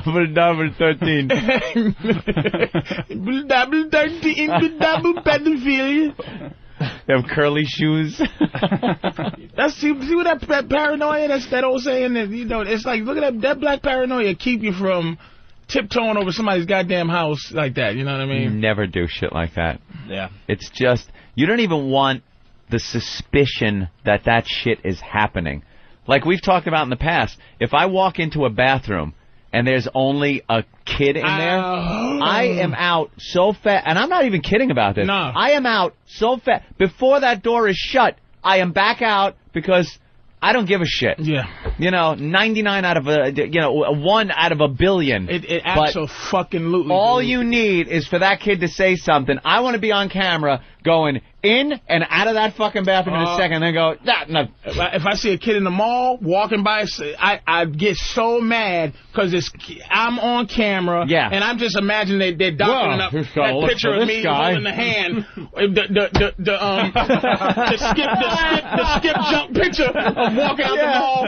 But I'm going, no, I was bringing it to the parents. Where's my mommy? Oh, he's over here. Skip. Kid's gone. You're holding the hand. Man, fuck that. It's like, where's your hello? Yeah. It's like, hello, I could be accused of pedophilia here. That's it. Keep your goddamn kid where everyone can see him. In a public place, in a fucking elevator. Are you out your mind? I will be as far away from any kid in a fucking elevator as is humanly possible. You can't do that. Because, you don't want, At the movies, afterwards, some kids pissing next to me in the urinal. I'm like, why is this happening? There should be a guy who's with a thing, I'm his dad, holding, I'm his dad. You don't let him it's like all alone in the bathroom. What if he just goes, you know what? I feel like playing around. Nigga trying to grab my balls. And you know what? You ain't talking yourself out of it in front of the fucking door of the bathroom with the pop. You're not going, well, it didn't happen. Obviously, the kid's lying. All right, you can go home. There'd be cops there. Their knees would be in the back of your neck so quick. And then you'd have to be explaining it down there. I didn't fuck. Well, you could cop a plea. You could go. And it's over, Johnny. I was taking a piss. You took a piss on him? Yeah. Damn. Mr. Comey, is it true you know the words to Hakuna Matata? I was pissing. I swear to you. I was at Disney. I go to Disney. Why do you go to Disney a lot? Ladies and gentlemen of the jury, do you have kids? Yes, I do. Do any of you know the entire... No, I don't know all the words. Do you know the remix to Hakuna Matata? Mr. Kumia, do you know the words to Hakuna Matata? Would you sing it to us right now? I'd like to settle. Wait, Hakuna Matata. I don't know the song. Well, we have a tape, but you're singing it pretty. Here's you on the radio. Hakuna Matata needs no worries for the rest of your days. Some philosophy. Your Honor, I'd like to submit this tape into evidence. This is the People's Evidence number 38. Cut a deal. Means no worries. Yeah. Wow, bam, smash. Yeah. I guess I'm not going to be going out on Halloween. We have an undercover tape of him at karaoke only doing that song. Hakuna Mablam. Hakuna Mablam. That is some shit. I get that, man. That scares the dog shit out of me, man. Yeah.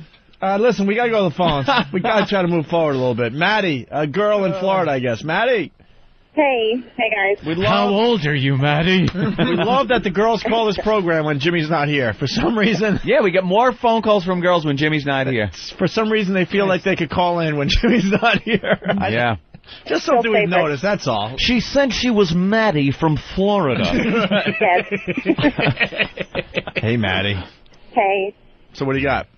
I was just saying, these pedophiles, once they get caught doing something like this, do you think when they go to Thanksgiving dinner with their family that, they get told, well, you're not going to be sitting at the kiddie table anymore? Yeah, no kiddie table. They're far away from the kiddie table. A hell of a way to not sit at the kiddie table anymore. You get the head of the table by proxy, because that's the furthest. And she's in Florida, right? Yeah. Florida has a pedophile epidemic. Like, do they? That's all like you ever hear is that last one that hurt me. Usually, shit, like I don't even think about that one that when they showed the guy at the car wash grabbing the girl. Oh, that one got me, and that's from Florida. Are they all from Florida, dude? There's a lot of Floridians out there messing around. Was the girl with the little pink Kango hat? Wasn't she from Florida or something like that? Jesus, there's a lot of them from Florida, dude. Hey, speaking of being in the bathroom, Mario in Virginia has a story. Mario. Hey, boys, what's up? Hey, Mario. Oh, man, guys, you don't understand. I how Anthony brought this up. I was at a movie theater, and I couldn't hold it anymore. And I go to take a piss, and I'm midstream, and this little kid walks in by himself, and he starts staring at my junk, and I'm just peeing there, and I'm circumcised, and he stares at it, looks at me, he goes, "Oh, my God, you have a magical penis." I freaked out. Stop it. It's a magical penis. Is it true that you have a magical penis, sir? That was Aladdin. Oh, Aladdin. Yes, I do. Yeah, rub it. I don't know about you, but my wish will come true. After he pees, it goes... Wow. You don't want a kid pointing out your magical penis. No. Hot Carl in Wisconsin. Hot Carl. Hot Carl. What's up, Hot Carl? Hey, how you doing? Say, I can't do the Casey Kasem like Anthony does, but I think it goes something like that. Dear Casey, I'm a 29-year-old 11th grade school teacher caught naked in the garage with beer by Dateline. Could you please play Prison Sex by Tool? Sincerely, Kid Fucker. Well, Kid Fucker. And we got Blood Fart. Blood Fart. Oof. What's up, gentlemen? Hey, man. Why are these guys sitting there? I mean, what? I bet you Dateline promised them that they wouldn't turn them to the cops and use their real name. If it was me, I would just bail. You gotta, run immediately. I don't understand why they didn't just, whip their head around so you get, a blurry picture of them and just run. Because people are dumb. Yeah, people are stupid. People are so stupid that you can absolutely... We're such a therapeutic country that you can absolutely talk your way out of this thing. Yeah. They knew to go, hey, man, I had a problem. And dogs, no one suggests fucking a dog. It had to be done. Someone suggested it to you for you to suggest it to somebody else. Hey, you mind... You don't do dog fucking that one time that you try to do. Right. It's just that's what he's doing. Well, a lot of these guys just didn't know what was going on. They didn't know it's Dateline until 10 minutes into it. So if an adult is there, there's a problem. Maybe they thought he was the madam. Oh, really? The madam? Pedophile brothel. Going to be setting up. Hey, what's happening, man? Where'd you find this little sweet tender thing? Yeah. All right, let's get back to the audio here. So why would a man with so much to lose risk everything to meet a child for sex? Dr. David Marcus, a clinical psychologist who treats men with sexual compulsions, says it's a powerful addiction. They don't know what's driving them. All they know is they're being driven and they can't stop. And to risk themselves so greatly clearly shows how powerful a ride that is. Very powerful. They're just very worked up. They know that there's, a risk there, but they just are so worked up. Yeah, this next clip is great because now they all find out they're on Dateline. And then now they just want to find the nearest door. And now they're about to learn I'm not a parent or the police. First, the rabbi. Could you please tell me who you are? I'm more than happy to tell you who I am. I am Chris Hansen with Dateline NBC, and we're doing a story on computer predators. No, come on, guy. No, you don't want it. You don't want it. You don't want it. You've got to stop this. Sit down. Sit down. You don't have any right. You're free to leave anytime. You idiot. Now they knew this was all being taped for the record and for broadcast on Dateline. The doctor. But if there's anything else you want to say... Nothing. The teacher. And if there's anything else you'd like to say, we'd like to hear it. And the man who stood naked in our kitchen. Thank you. I don't have anything else to say. There's nothing else to say. Well, we took our candid cameras. That's what it's like. They give him the candid camera thing where Alan Funt steps in. We took our candid cameras and put him in a kitchen and had Fanny Flagg pose as a 15-year-old boy. Watch as the fun and hijinks start as he undresses and comes into the kitchen.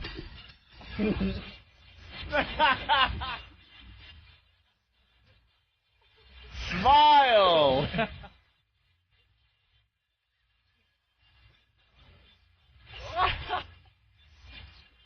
Yeah, real lucky. Smile! Oh, you got me. You guys. There's the camera. It's right in the microwave oven. I watch the show all the time. I never thought I'd be caught. This is fantastic. You got me, motherfucker. You got me. Nigga. You've been punked. Child, man. Dude, you've been punked so bad. Dude, you watch your motherfucking Ashton pops out. Ashton pops out. Dude, you're naked. It's so awesome. Right when you lubing up the helmet, he's running up. Okay, stop now. Okay, you've been punked. All right, you know what? You better stop. I'm gonna fuck a kid in the ass.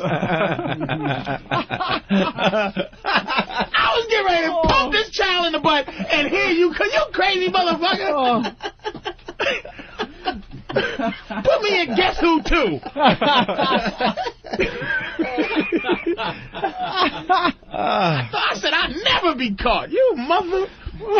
Just when you thought this couldn't get any better, remember Naked Guy from earlier, Anthony? Could forget him. Showed up naked and with beer. Well, he returns.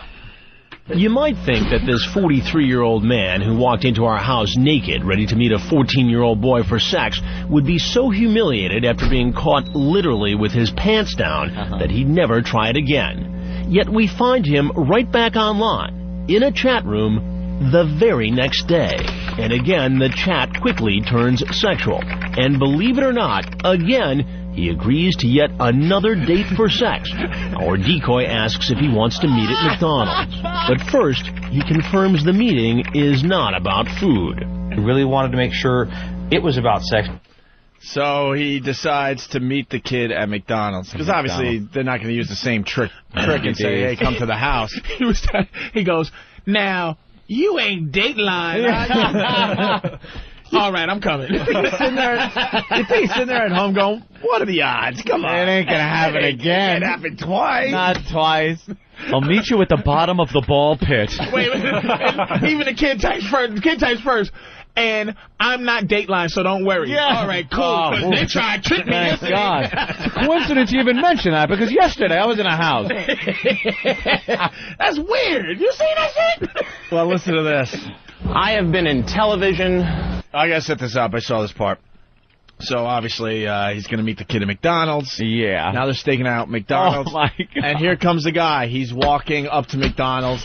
So what an asshole. So the dude from Dateline gets right up to him. This is the first words he says to the naked guy who's now clothed at McDonald's, hoping for another meeting with a young boy. I have been in television for 24 years. I just came to get something to eat. And I have very seldom been at a loss for words. Sir, I just came to get something to eat. But I don't even know what to ask you first. I just came to get something to eat.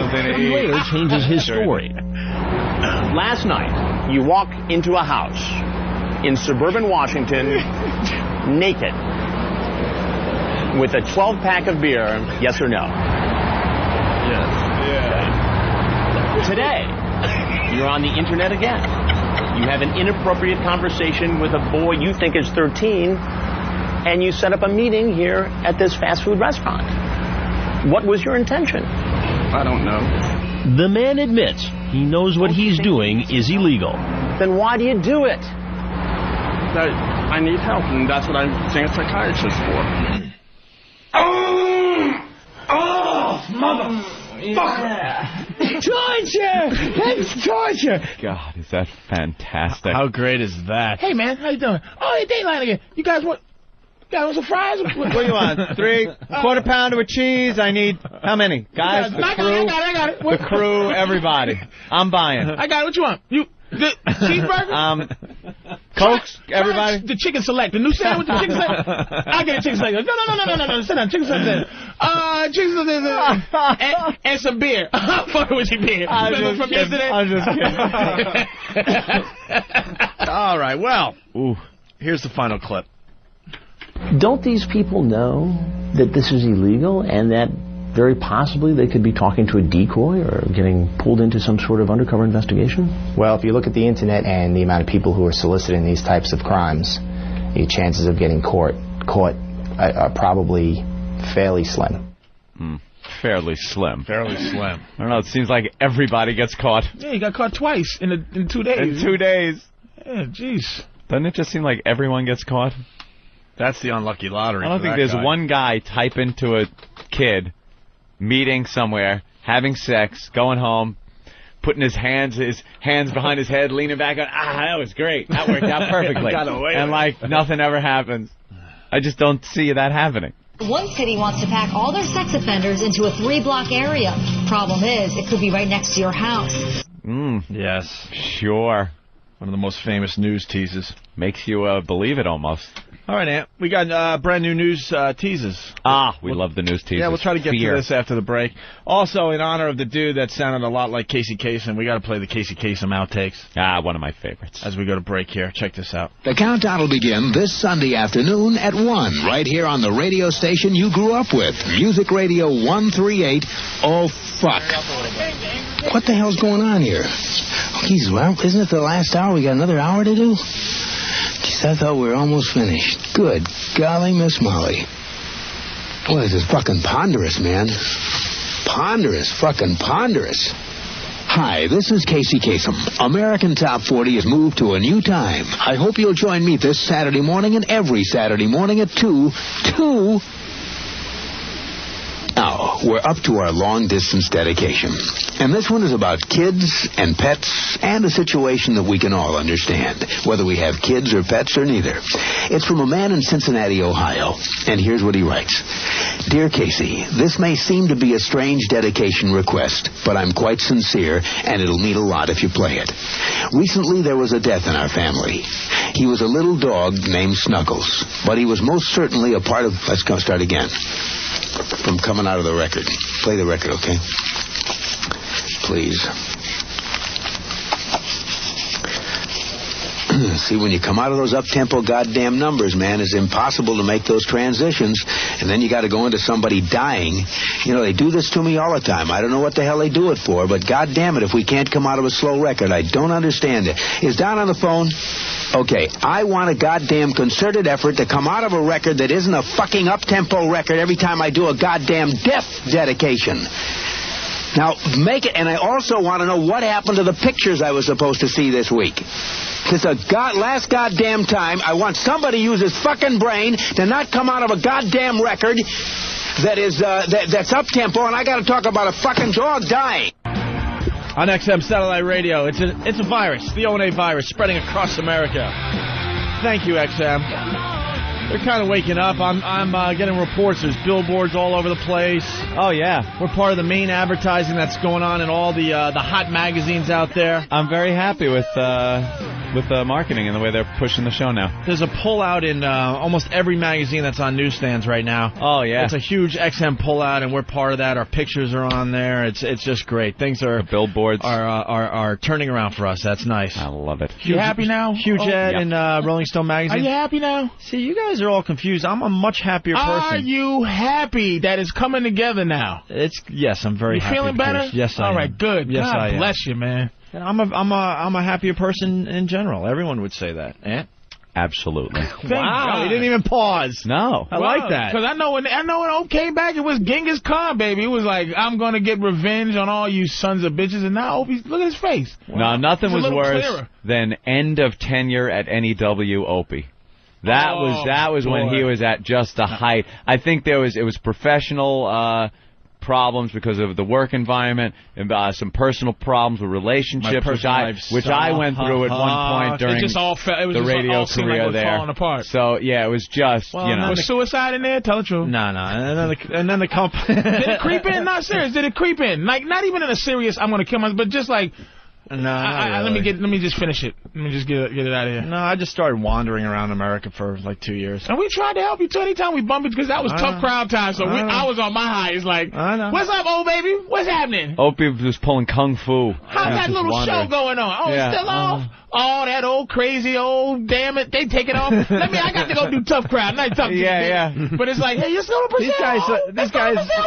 These guys, they were trying to talk me into going to Rio. We still showed you a lot of love, though. That. We wasn't like, oh, you ain't got no radio show. No, I watched very closely, and I made a list of who my friends are, who my true friends are. Who was naughty and who was nice. And Patrice made the list. Yeah, because we see, what's up? Oh, because I never thought about you as the radio guy. Like, and then there are people that really surprised me. I'm like, wow, I thought that dude would have supported me through this, but absolutely not.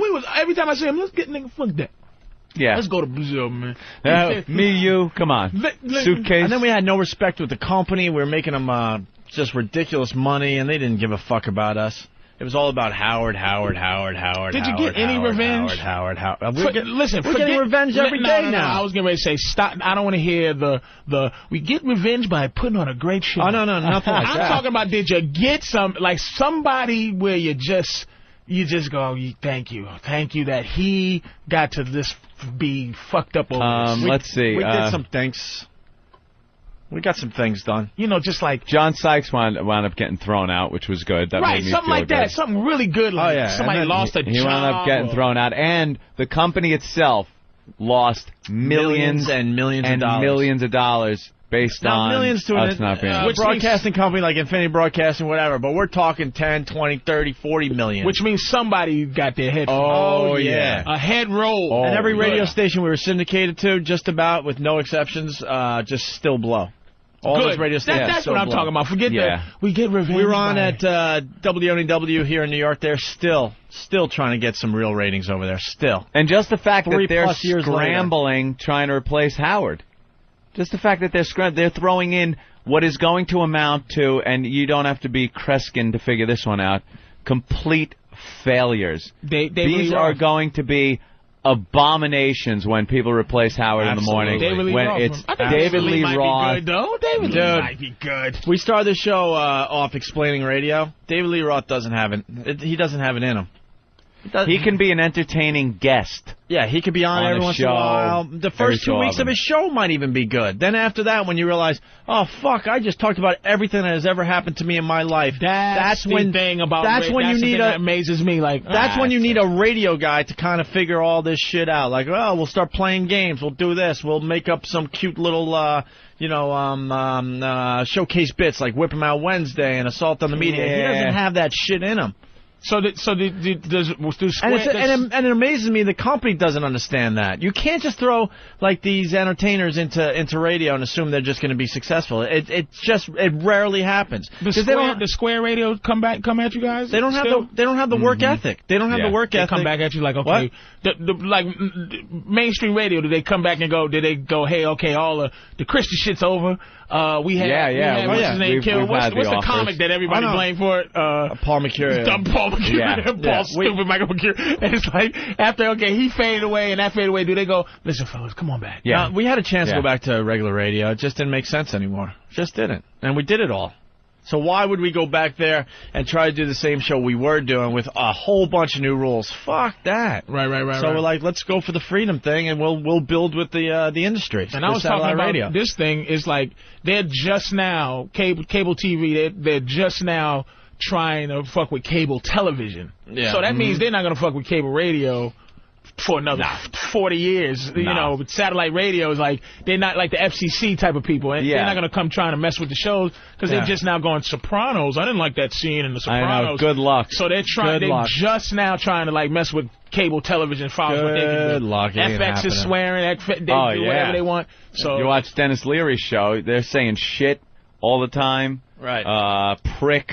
Cock, oh, they're going crazy. Pussy. So I'm happy that it's going well because always like we were like, oh, what, nigga, you gonna be back? We would never see him. We would see at a show. Oh yeah. Once in a while. Every so often I'd show up at Caroline's. And you'd be with your girl and Fat Man. And Big Kev. Big Kev. Yeah. And hey, what's up? You leave, but be around. We're like, what the fuck, man? What's going on? I would just I went in hibernation, just wandering around by myself, just trying to figure it all out.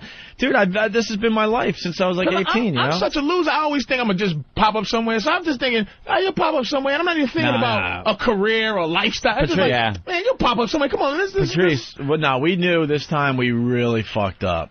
Bad. Yeah, it was a good one. Bad. And if the satellite radio didn't come along, I mean, it's perfect timing. And I'm so lazy. Timing. I thought y'all was getting paid at the time, right? Paid and just sat on the shelf. I've been so happy. Nah.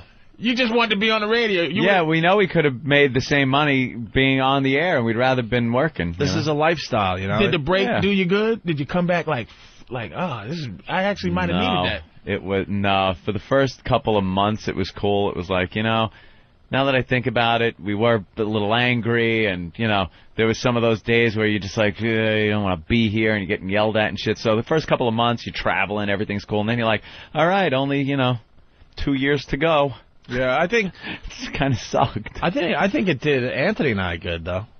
No, that's what I'm saying. No, I'm saying that as a show. I think we were starting to lose a little of the passion for this at the end there because we were so frustrated. Just beaten down. We were getting beat up all the time. On WNEW. Yeah. So it turned out they re-upped our contracts just to keep us away from competing with Howard.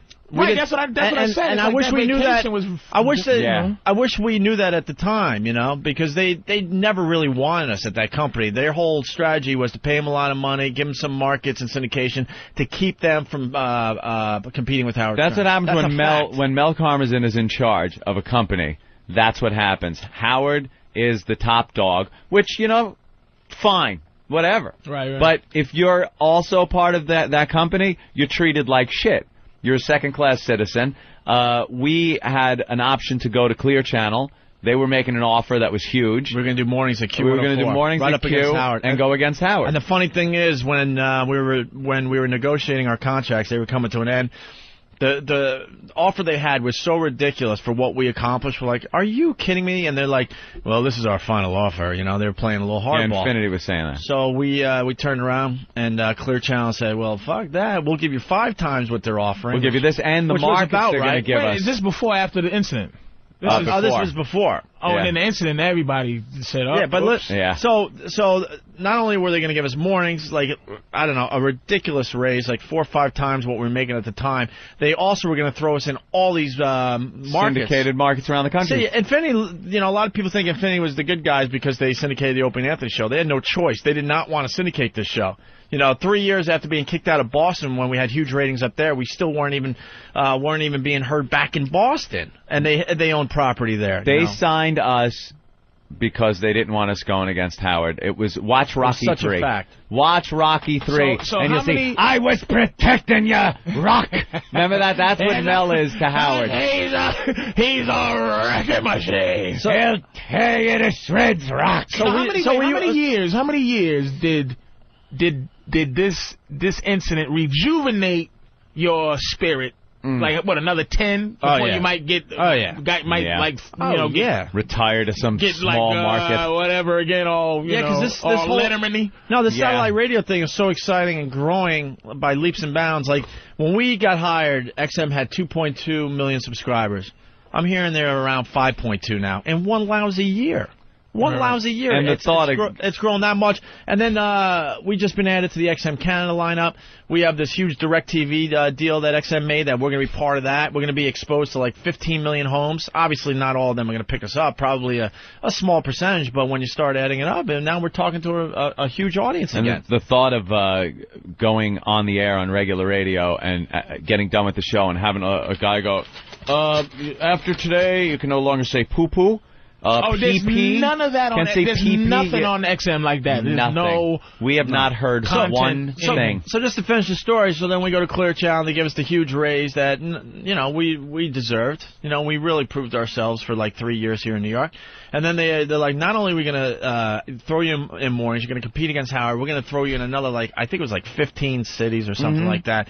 So we go marching down the hall to Ken Stevens, our boss at the time. Like, hey, we're leaving, man. You said that was our final offer. Well, this is what we got. And I remember Ken's face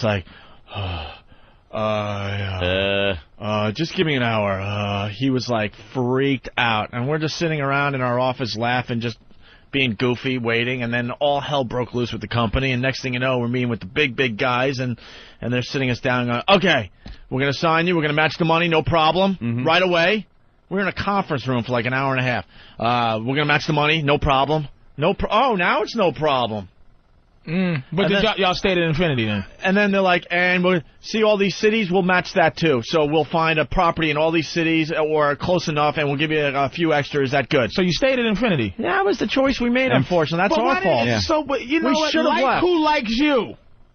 Clear Channel likes you. I'll tell you what happened, though, with this. We should have left. I kick myself every day that we didn't leave at that point, because we kind of knew what the company was all about. Yep. But we didn't know what Clear Channel was all about. Clear Channel, yeah, and we were starting to hear the stories that they were getting a little tight. We'd have been gone by them, too. So we'd have fucked up. I didn't think the Catholics had it like that. That's the whole thing that went through my mind every time we see Norton. If you thought you would Norton was in deep emotional coma. Oh, yeah. Norton goes by his emotions. I mean, when he's happy, you know it. You go, God damn, Norton, do I have to know you're happy? When he's mad, you know it. When he's sad, you know. He's just useless when it comes to this kind of phony kind of, I gotta go to sleep. He kept going home and preparing as if the radio was coming back on, so he would go to sleep at 10, hoping that, you get the call the next day. Yeah. And we would just go, cheer up, dude. What the fuck is wrong with you?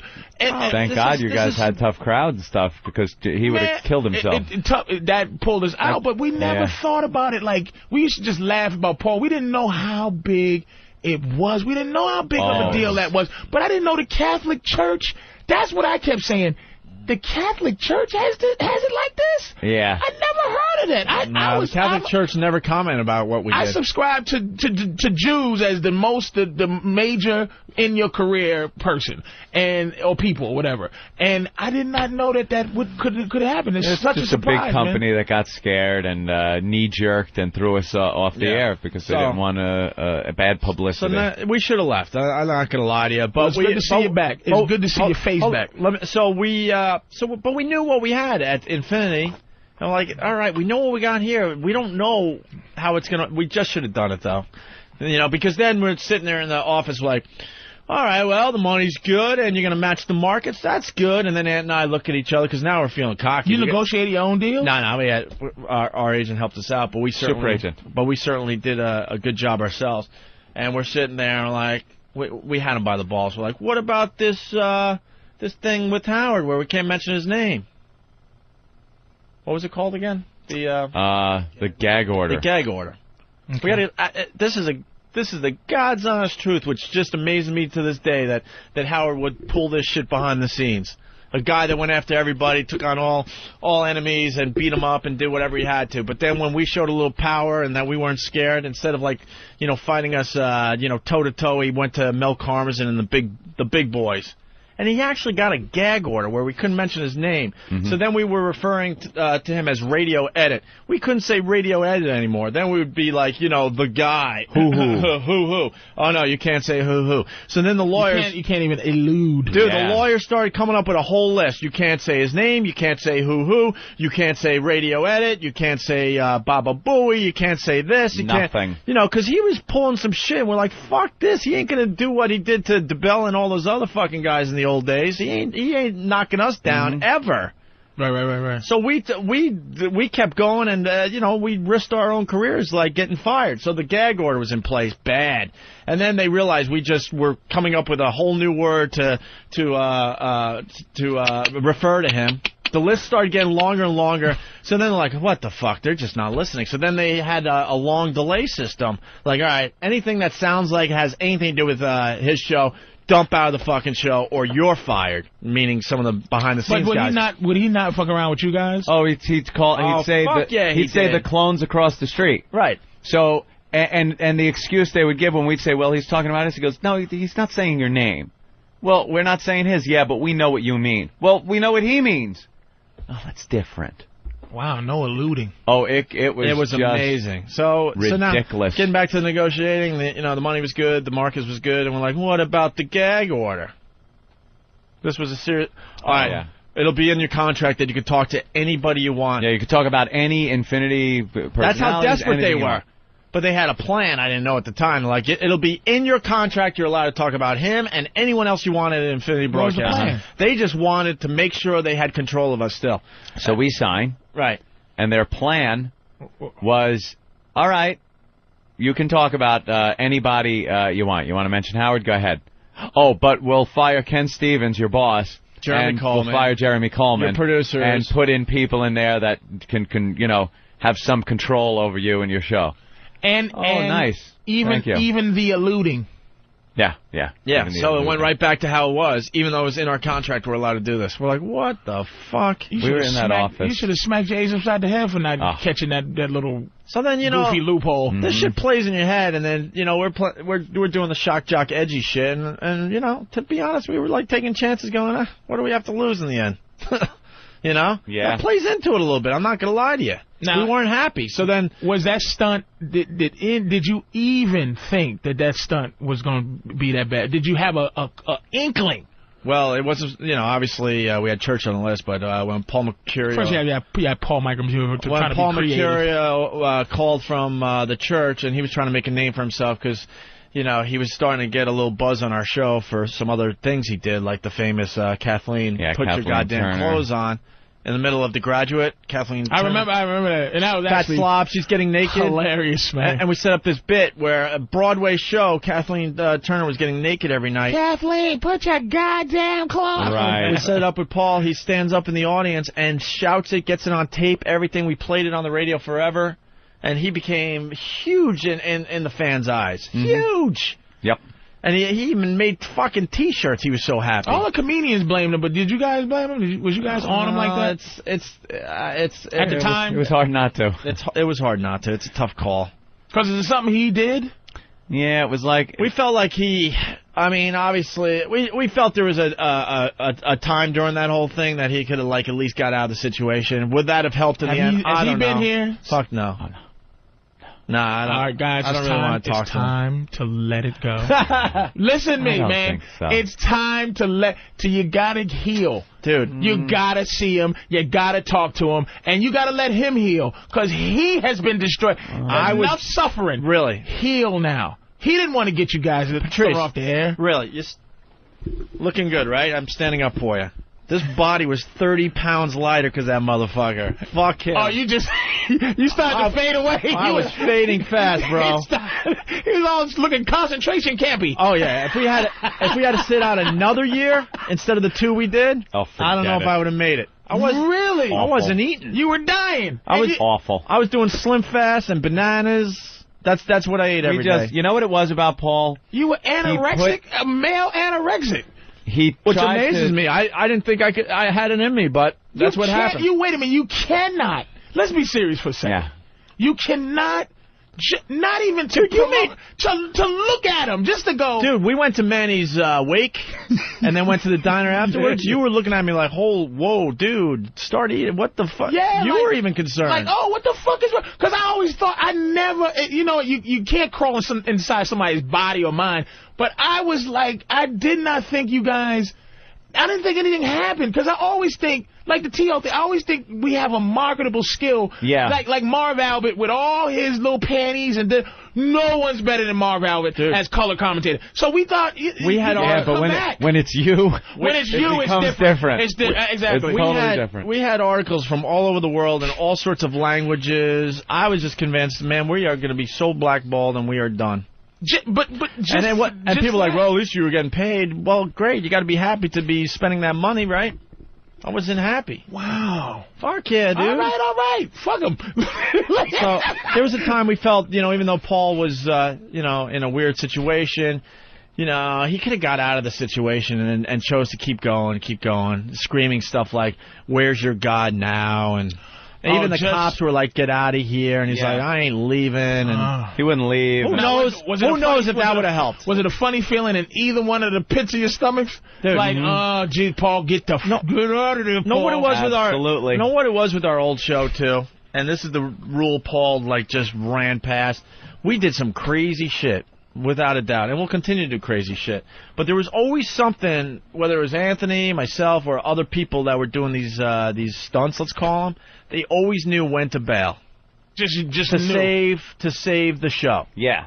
And you know what? Oh, and we learned a long time ago that point is a lot further than most people would take it. You know, you could really go way, way further than most people would do. But something happened when you felt it. But all of a sudden you'd be like, all right, we got something out of this. We got the whole fucking city talking, the whole country talking in a lot of cases. Time to bail. Leave. Time to get the fuck out. There's no reason to stay any longer. You can save a life. And he looks like Angelina Jolie now. And he just kept going, and I'm like, oh, and he looks like Gia. He looks like Gia. He's sick now. Oh. I want you guys to go home and think about this after today. Fuck him. He's got an Emmy. Fuck him. All right, cool. Fuck him. Fuck him. Fuck him.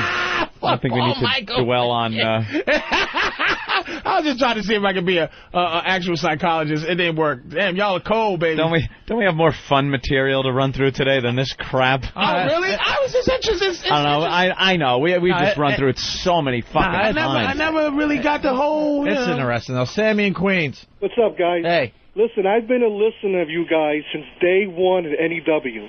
It's time to write a book.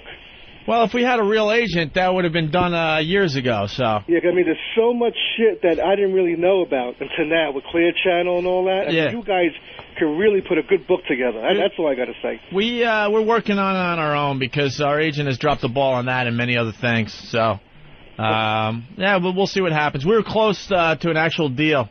We were very close to an actual deal, and then it's kind of just sitting on a table right now. Yeah, but let me tell you, it'll be a really good read, let me tell you. All right. Thank you, Sammy. Take care, guys. All right. Bye.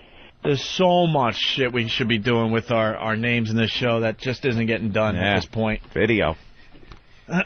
Anyway, so that's that. All right. Going down that road again. Speaking of the FCC, we haven't even done the Family Guy stuff yet. All right. The Family Guy show about the FCC and Peter Griffin starting his own network because he was sick of the FCC cracking down on television. Did you guys see this episode? And we'll get Blue in a second. We got Keith the Cop. We got lots of shows still to do here. I like when people ask us questions though. I'm the guy that's always asking. I'm the guy that's always asking questions. It's nice that someone asked me a question. I just didn't know how deep it was cutting. I didn't know. Who goddamn knew, man? We all do suffer, but I just didn't know. I knew when I first came back. Always like, Nah, but then, no, I mean, I got to stick up for myself, too. Coming back to radio was the worst timing ever for me because my pops died less than a month before I did my first show. Okay. Well, maybe a little more than a month. And it's just like, what? And he was like, he was everything to me, like a friend, a father. Like, he was the biggest fan of the fucking show. He was going through hard shit and would call the show from an ambulance. In the old days. Oh, see, I didn't know that. Oh, yeah, he was the man. So then I thought it was all over a girl on the radio. I was like, pick yourself up, Buckaroo, let's go. There was a bunch of things, and then the pops and my mom were in a horrific car accident like a month before we started up again. Right. And I lost him, and it was like, oh fuck, dude, I called it in for the first 4 months. I don't even remember what we did the first 4 months. No Thank fucking God. idea. So are you feeling 100? Good. Are you feeling how much percentage are you guys feeling right now? Like. In terms of this show, relative to your highest point in the past, and your highest point now. Wow. I will debate this with anyone who wants to debate this. This show is so much better than the commercial radio show. So much better.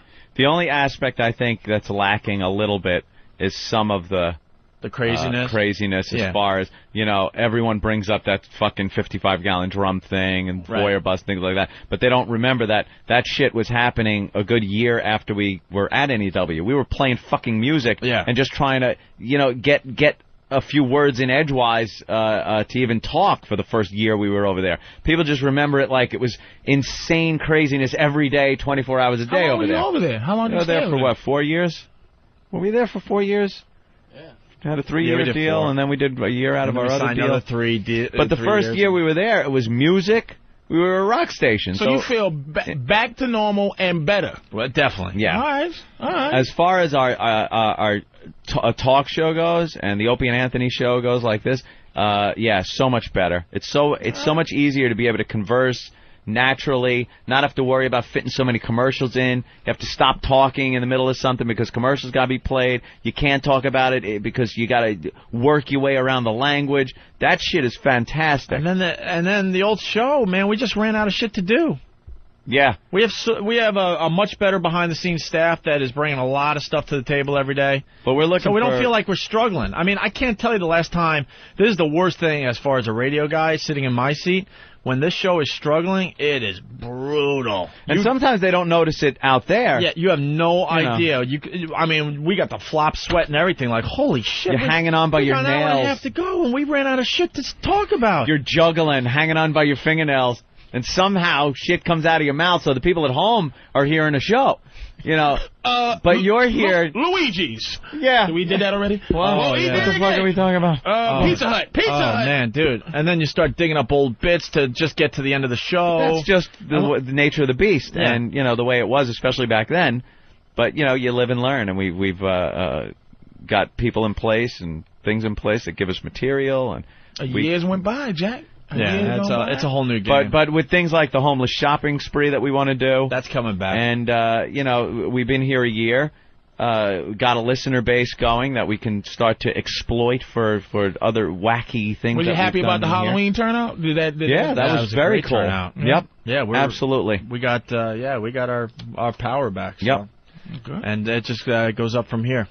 All right, so the Family Guy, the FCC episode was great. Peter Griffin, sick of what was on TV, so he decided to, start his own network. I mostly want to play the FCC song, but here's a clip from Family Guy. They do the uncensored version for the DVD. He's all three voices, you know that, right? Yeah, he does. He does everybody. Just about, yeah. What a great show. Does the dog, he does Peter, and who else? Now, what keeps the FCC? Oh, Silly, that's right. What keeps the FCC from having domain over this thing here? I don't know. They do, but I don't know. Disclaimers. It's on. What time is it on? 9. I don't know. I think they'll probably jump down their throat. Give them enough time. Yeah. Let them really get on the radar. Let groups really start fucking with them. This next clip is just absolutely brilliant because we dealt with this on a regular basis. Like, as soon as someone complains about a radio show, one fucking person, then management gets up your ass. Yeah. And you could show them ratings that millions of people are listening to your show. But one person can bitch. I've had this argument behind closed doors with so many program directors, general managers, even the big guy, Mel. I'm like, one fucking complaint letter and you're shutting down our show, basically, making us do something else. I'm like, what about all the people that are enjoying this? Yeah. Why are you caving to one stupid hate mail? It's the boxy states, dude. I'm telling you, one creepy lady says, I was offended. Yeah, it's over. All the my children. Sociopaths need to start supporting on that level. They just enjoy. Like, some truck driver, he's driving, he's like, this is great, man, I like this shit. Yeah, but he's not going to write a letter. He's not going to even write a letter if they take it off. No. He's not going to go, dear fucking I enjoyed this show and now it's gone. That's one way that's really one way we can fight back. Will that ever happen? I doubt it. You know what? They do get 1 or 2 letters when that happens, but those get thrown away. They get 1 or 2 complaint letters and they take it like, oh, well. But I'm not even talking about the FCC. I'm talking about these. Let's talk about regular radio. These companies. They're the ones that are a bunch of pussies. They know that what their host said isn't that bad, and they're not going to get fined by the FCC. But they get all scared by one stupid letter. One stupid letter. It always kills me. Why would if I was Pepsi or Coca-Cola, right? How would I be scared of somebody like they go, don't if you play that, mothers of big head retarded kids are going to boycott. It's like, bitch, I'm Pepsi. Yeah. Ho, let me tell you something. Drink Kool-Aid, bitch. You can never destroy Pepsi. You can never. That's like saying to the electric company, we're going to use candles. Oh, really? You going to stop using electricity? Go fuck yourself. Here, I dare you to stop drinking Pepsi. Exactly. I don't know why they get so scared of a boycott. I own 7-Up. I own Squirt. Get out of my face. They get petrified of boycotts. And that's the real danger, because everyone goes FCC. No, it's the other people in charge at these TV stations and radio stations that throw their own morality into it and stuff. It's like, dude, that has nothing to do with the FCC. What are you doing? That's because psychos. That's because psychos on the enjoyment end. If they don't like it, they're gonna go, this sucks. They're gonna type in. Yeah. They're gonna call in and go, you suck. Right. But they're not gonna write and go, listen, I want to keep my O&A on. Mm-hmm. All the NEW guys, they did do the message board thing. They kept that alive, man, and going and all that. But it's like, not with the fervor of these people that want you off. Right. That's right. Well, listen to this clip from Family Guy. Gentlemen, we got 20 calls about the David Hyde Pierce incident. And as you know, 1 call equals 1 billion people, which means 20 billion people were offended by this. That's an FCC guy. That's their logic. Absolutely their logic. Because the reality is not many people complained about the Janet Jackson incident. They just didn't. No. They really didn't. And it was notorious. I think it was white boy, black titties. White boy, black titties. Yeah, people don't remember Justin was part of that anymore. Yeah. White boy, black boobs. And finally, from Family Guy. This must be the FCC overreacting to the David Hyde Pierce incident. They're censoring anything that might be viewed as unpleasant. What the hell? They let Sarah Jessica Parker's face on TV, and she looks like a foot. She is maybe the ugliest sexy woman on the planet Earth. Dude, it's another story. The old listeners got to bear with us, because we got to tell Patrice, man. Because we do have a lot of new listeners, and they're joining the program every day. We called out Sarah Jessica Parker on our old show, and we basically said that she looks like Ruth Buzzy in a dress. She absolutely does, dude. She looks so much like Ruth Buzzy. It's scary, right? Like Ruth Buzzy's daughter. So she was like hosting some kind of an award show. It was MTV, I think, the Music Awards or something. Yeah, and so we get on the next day and we do what we do best, and we're saying, man, she is just ugly. Why are people looking at her like she's a sex symbol? She looks like Ruth Buzzy in a dress.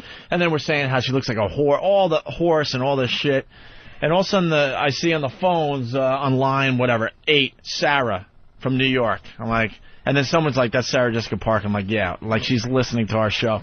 We popped the phone down. It's Sarah Jessica Parker calling us out. Do you have that? It is hilarious, because then I think this is one reason why people love us and hate us. All of a sudden, we turn into the biggest fucking pussies right in front of her. She was like, you guys on radio got to understand that we're out there and we are listening and we have feelings and it was the crew from like Sex and we're like, well, let's be honest, baby. Now, dude, the Gap fired her because of somebody finally was just like, she look like a horse.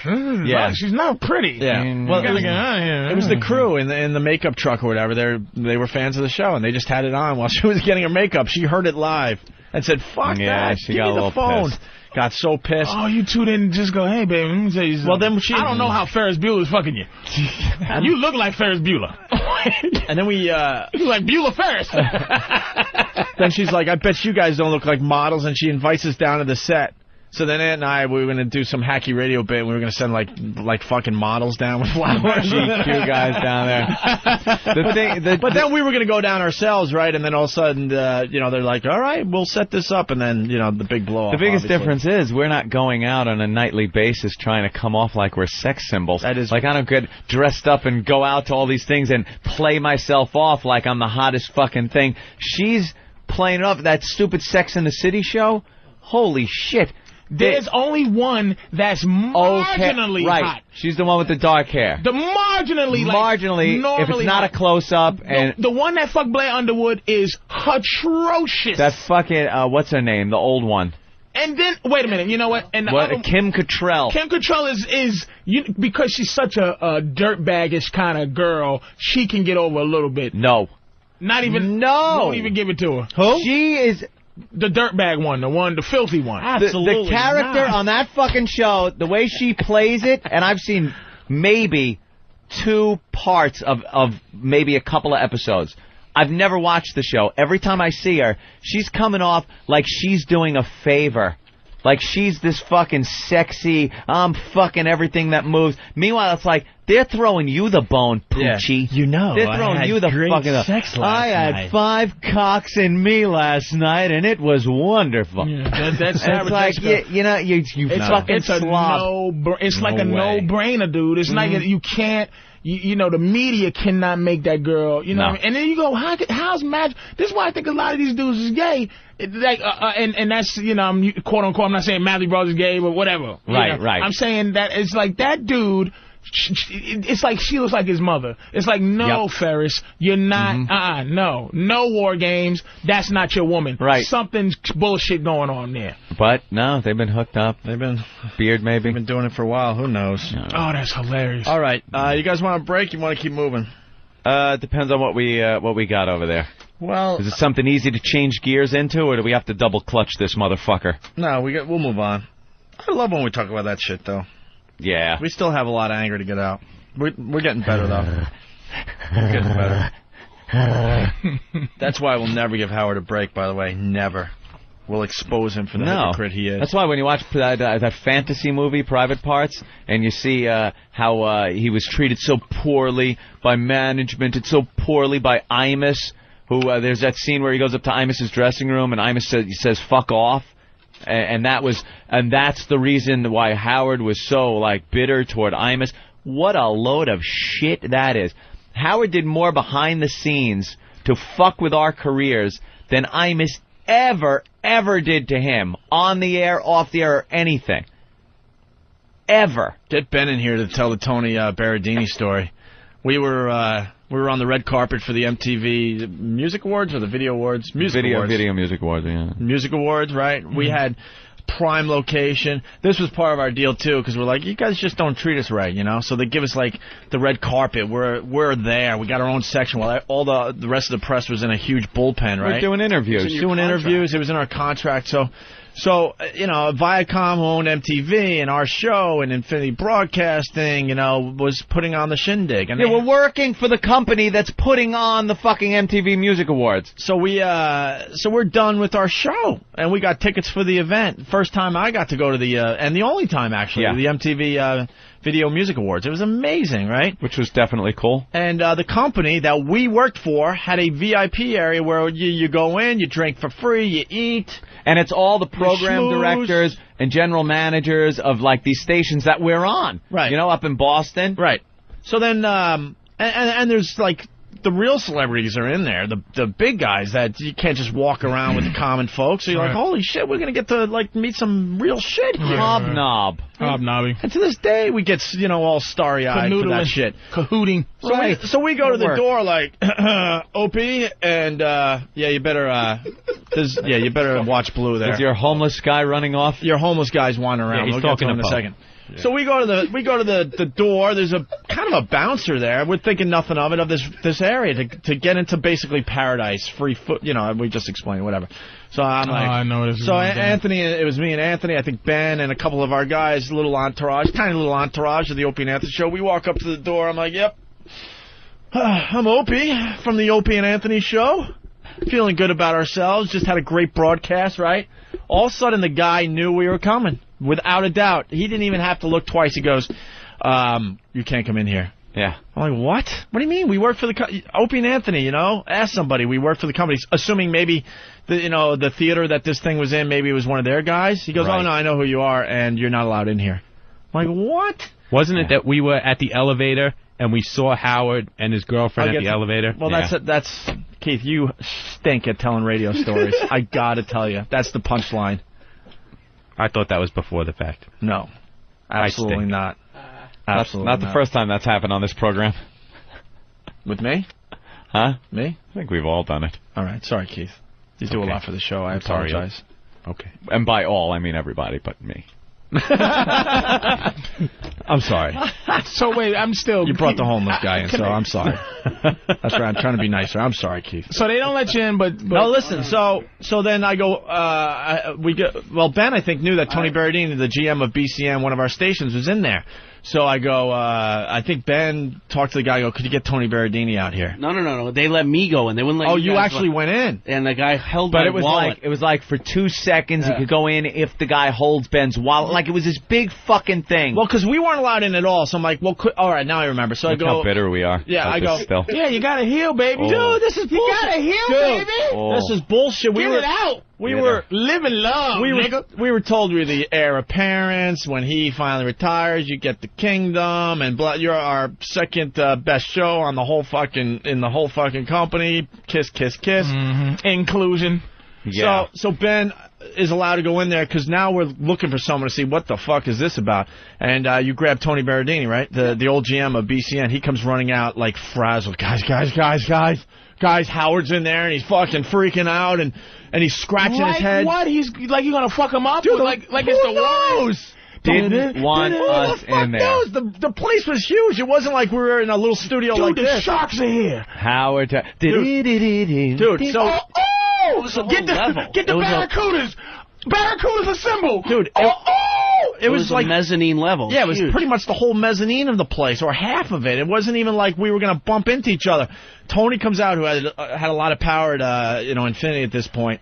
He's He looks like a crackhead, man. He's like freaking out. Runs out, dude. Howard's in there. He's freaking out. You guys can't come in. You gotta understand. What level? That pussy did not want us back there. Freaking out on what level? That he did not want us in the same room as him at this big event. It was his fucking time to shine, and us scumbags weren't going to be in the same fucking room as him. The same company. But you wasn't looking for no shine. You was kind of just going in, going, I'm at the MTV. Look around, right? Dude, that's all. Exactly. That's all. Grab a drink. But this paranoid fuck thinks it's always all about him. Like, we could give a flying fuck he's in there. I want to just go back there and, check it out as a newbie. Go back and see what it's all about. But this paranoid, all about him fuck is like, no. As a newbie and supposedly a very important part of the company. And Mel Karmazin was back there, and he's the head muckety-muck of fucking Viacom at the time. So there was no way that his boy, Howie, was going to tell him something. And he wasn't going to do it. allowed to even tell this story at that time. No. So this was gag all the time. Yep. Oh, yeah. So the next day we can't even. Now we're pissed and can you imagine how great that radio would have been that day? Like, you guys not even going to believe what fucking happened to us. How'd you even have a show that day? You had to be salted up. So when people say, why fucking, you motherfuckers are obsessed. You guys are so pissed at Howard. Why? And that's just one in a number of behind-the-scenes little fucking things this pussy did to fuck us over. Right. The hypocrite that he is, that he then gets on the air and talks about, Billy Crystal ran away from Stuttering John while he was trying to do an interview. But what's the matter, Billy, you pussy? What, you can't take a few questions? Shit like that would go on, and then behind the scenes, he's fucking calling it. Our boss is constantly on our ass because he's like, guys, how many fucking calls do I got to take from Howard about you guys? Knock it off already. We're like, well, let's knock it off. What the fuck are we doing? All I have to say is January 2nd. Yeah, good. Have fun. Coming back from skiing very early to take a meeting where we thought we were going to get fired. Yeah, coming back from our Christmas vacation to meet with Mel Karmazin because we thought we were being fired because we was talking about Howard. Because we talked about Howard and his stupid daughter. And his daughter and her fucking problem. At the time. So then we're outside this room, and Tony is freaking out like, dude, he's... And all of a sudden, like, we're out there like, what the fuck, Tony? Are you kidding me? This is, Who would he tell to keep you out? There was someone there that he could just say keep them out at the time. Because Mel Karmazin. No, he had to go in, right? Yeah, we didn't think anything of it. We're like, so Mel was there for him to be said, look, I don't want to... Dude, the bouncer knew, so it obviously was a whole thing. The word was said before we I would love to name names. I would assume it was a Mel thing. Mel Karmazin. That, because Howard talked to Mel and said... Howard went to Mel and said, those motherfuckers don't come in here. And Mel said, you're my boy. Right. So, all right. So then we're standing outside the room, right? Dude, we're standing outside the room with Tony, and he's just freaking out because he knows, like, we're just dicks, and we're just gonna say something, and we're either gonna try to get in the room or we'll say something stupid on the air the next day. So he's like, oh God, I don't need these problems, blah blah blah. So Howie walks out with his chick, right? And now Tony is begging me, going, please don't say anything. And I'm like as Howie's going to the elevator, getting to the Keith part. And Tony is actually holding me back, holding my shirt. I was going to get in his face and call him a fucking hypocrite. Tony's begging me, please, just do me a favor, please, I'll do whatever you want, please. Does he see you? Huh? Does he see you? Oh, yeah. And yes, Joe from Raleigh, he says, didn't that fuckhead Howard once accuse Anthony of stealing his voice? Yeah. He once actually got on the air and said, and the one actually stole my voice. He uses my voice. Like, not even like I'm doing an impression of it. He thinks my voice was his voice. But he never acknowledged you as Opie and Anthony. He called you guys or those. Not until the day we got fired and could not then talk about. Right. When we finally didn't have a platform. Right. Then it was Opie and Anthony. Opie and Anthony fucked the company. Faggot. Opie and Anthony did this. They blew it. Opie and Anthony, blah, blah, blah, blah, blah. And I'm glad, who was it, David Hinckley, or was it from the Post? Manelli that pointed out what a fucking back down pussy Howard is. Yeah. In the paper.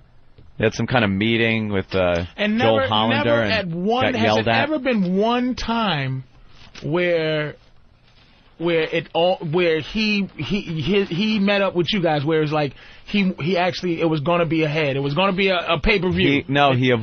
He avoided all contact with us. I did it behind the scenes. We told this story too many times, so I want to just brush over it. But he was doing a press conference for Son of the Beach when it was coming to television. Doing a press conference down at some hotel. Where was it? It was the Plaza. I mean, the old Tiger never just came out and just goes, never. Fuck, you pussy mother, you know that old Tiger. Come on, you We got press credentials. We just wanted to go down there and see the press conference. We just gotten to New York. We just started to get a little bit of a buzz going.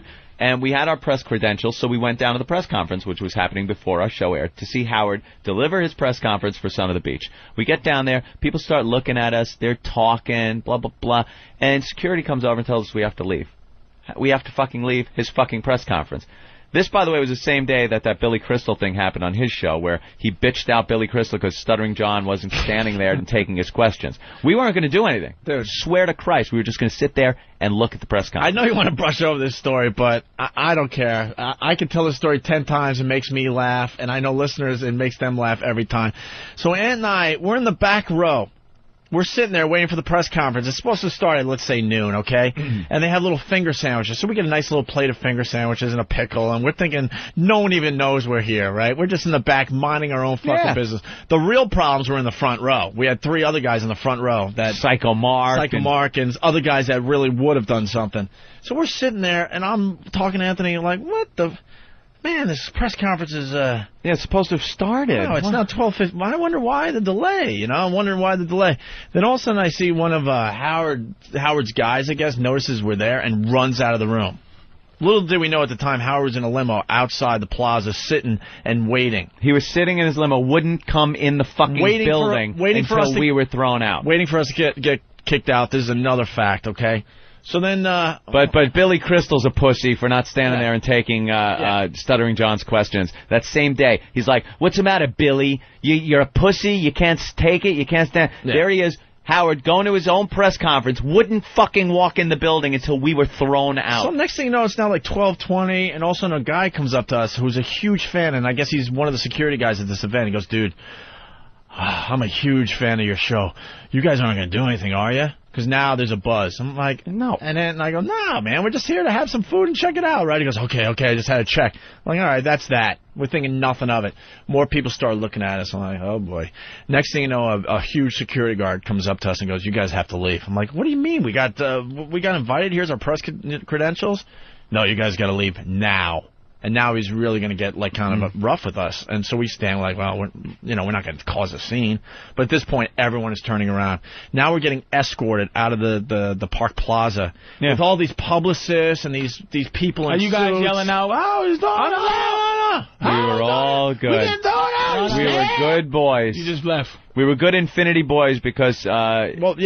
Yeah, because we're working for the same company. And we knew we would have gotten... we're like, what the fuck is this about? So in trouble. As we're walking out, everyone has their arms folded. Like Howard's people and the publicists and stuff, they have their arms folded like, how dare you?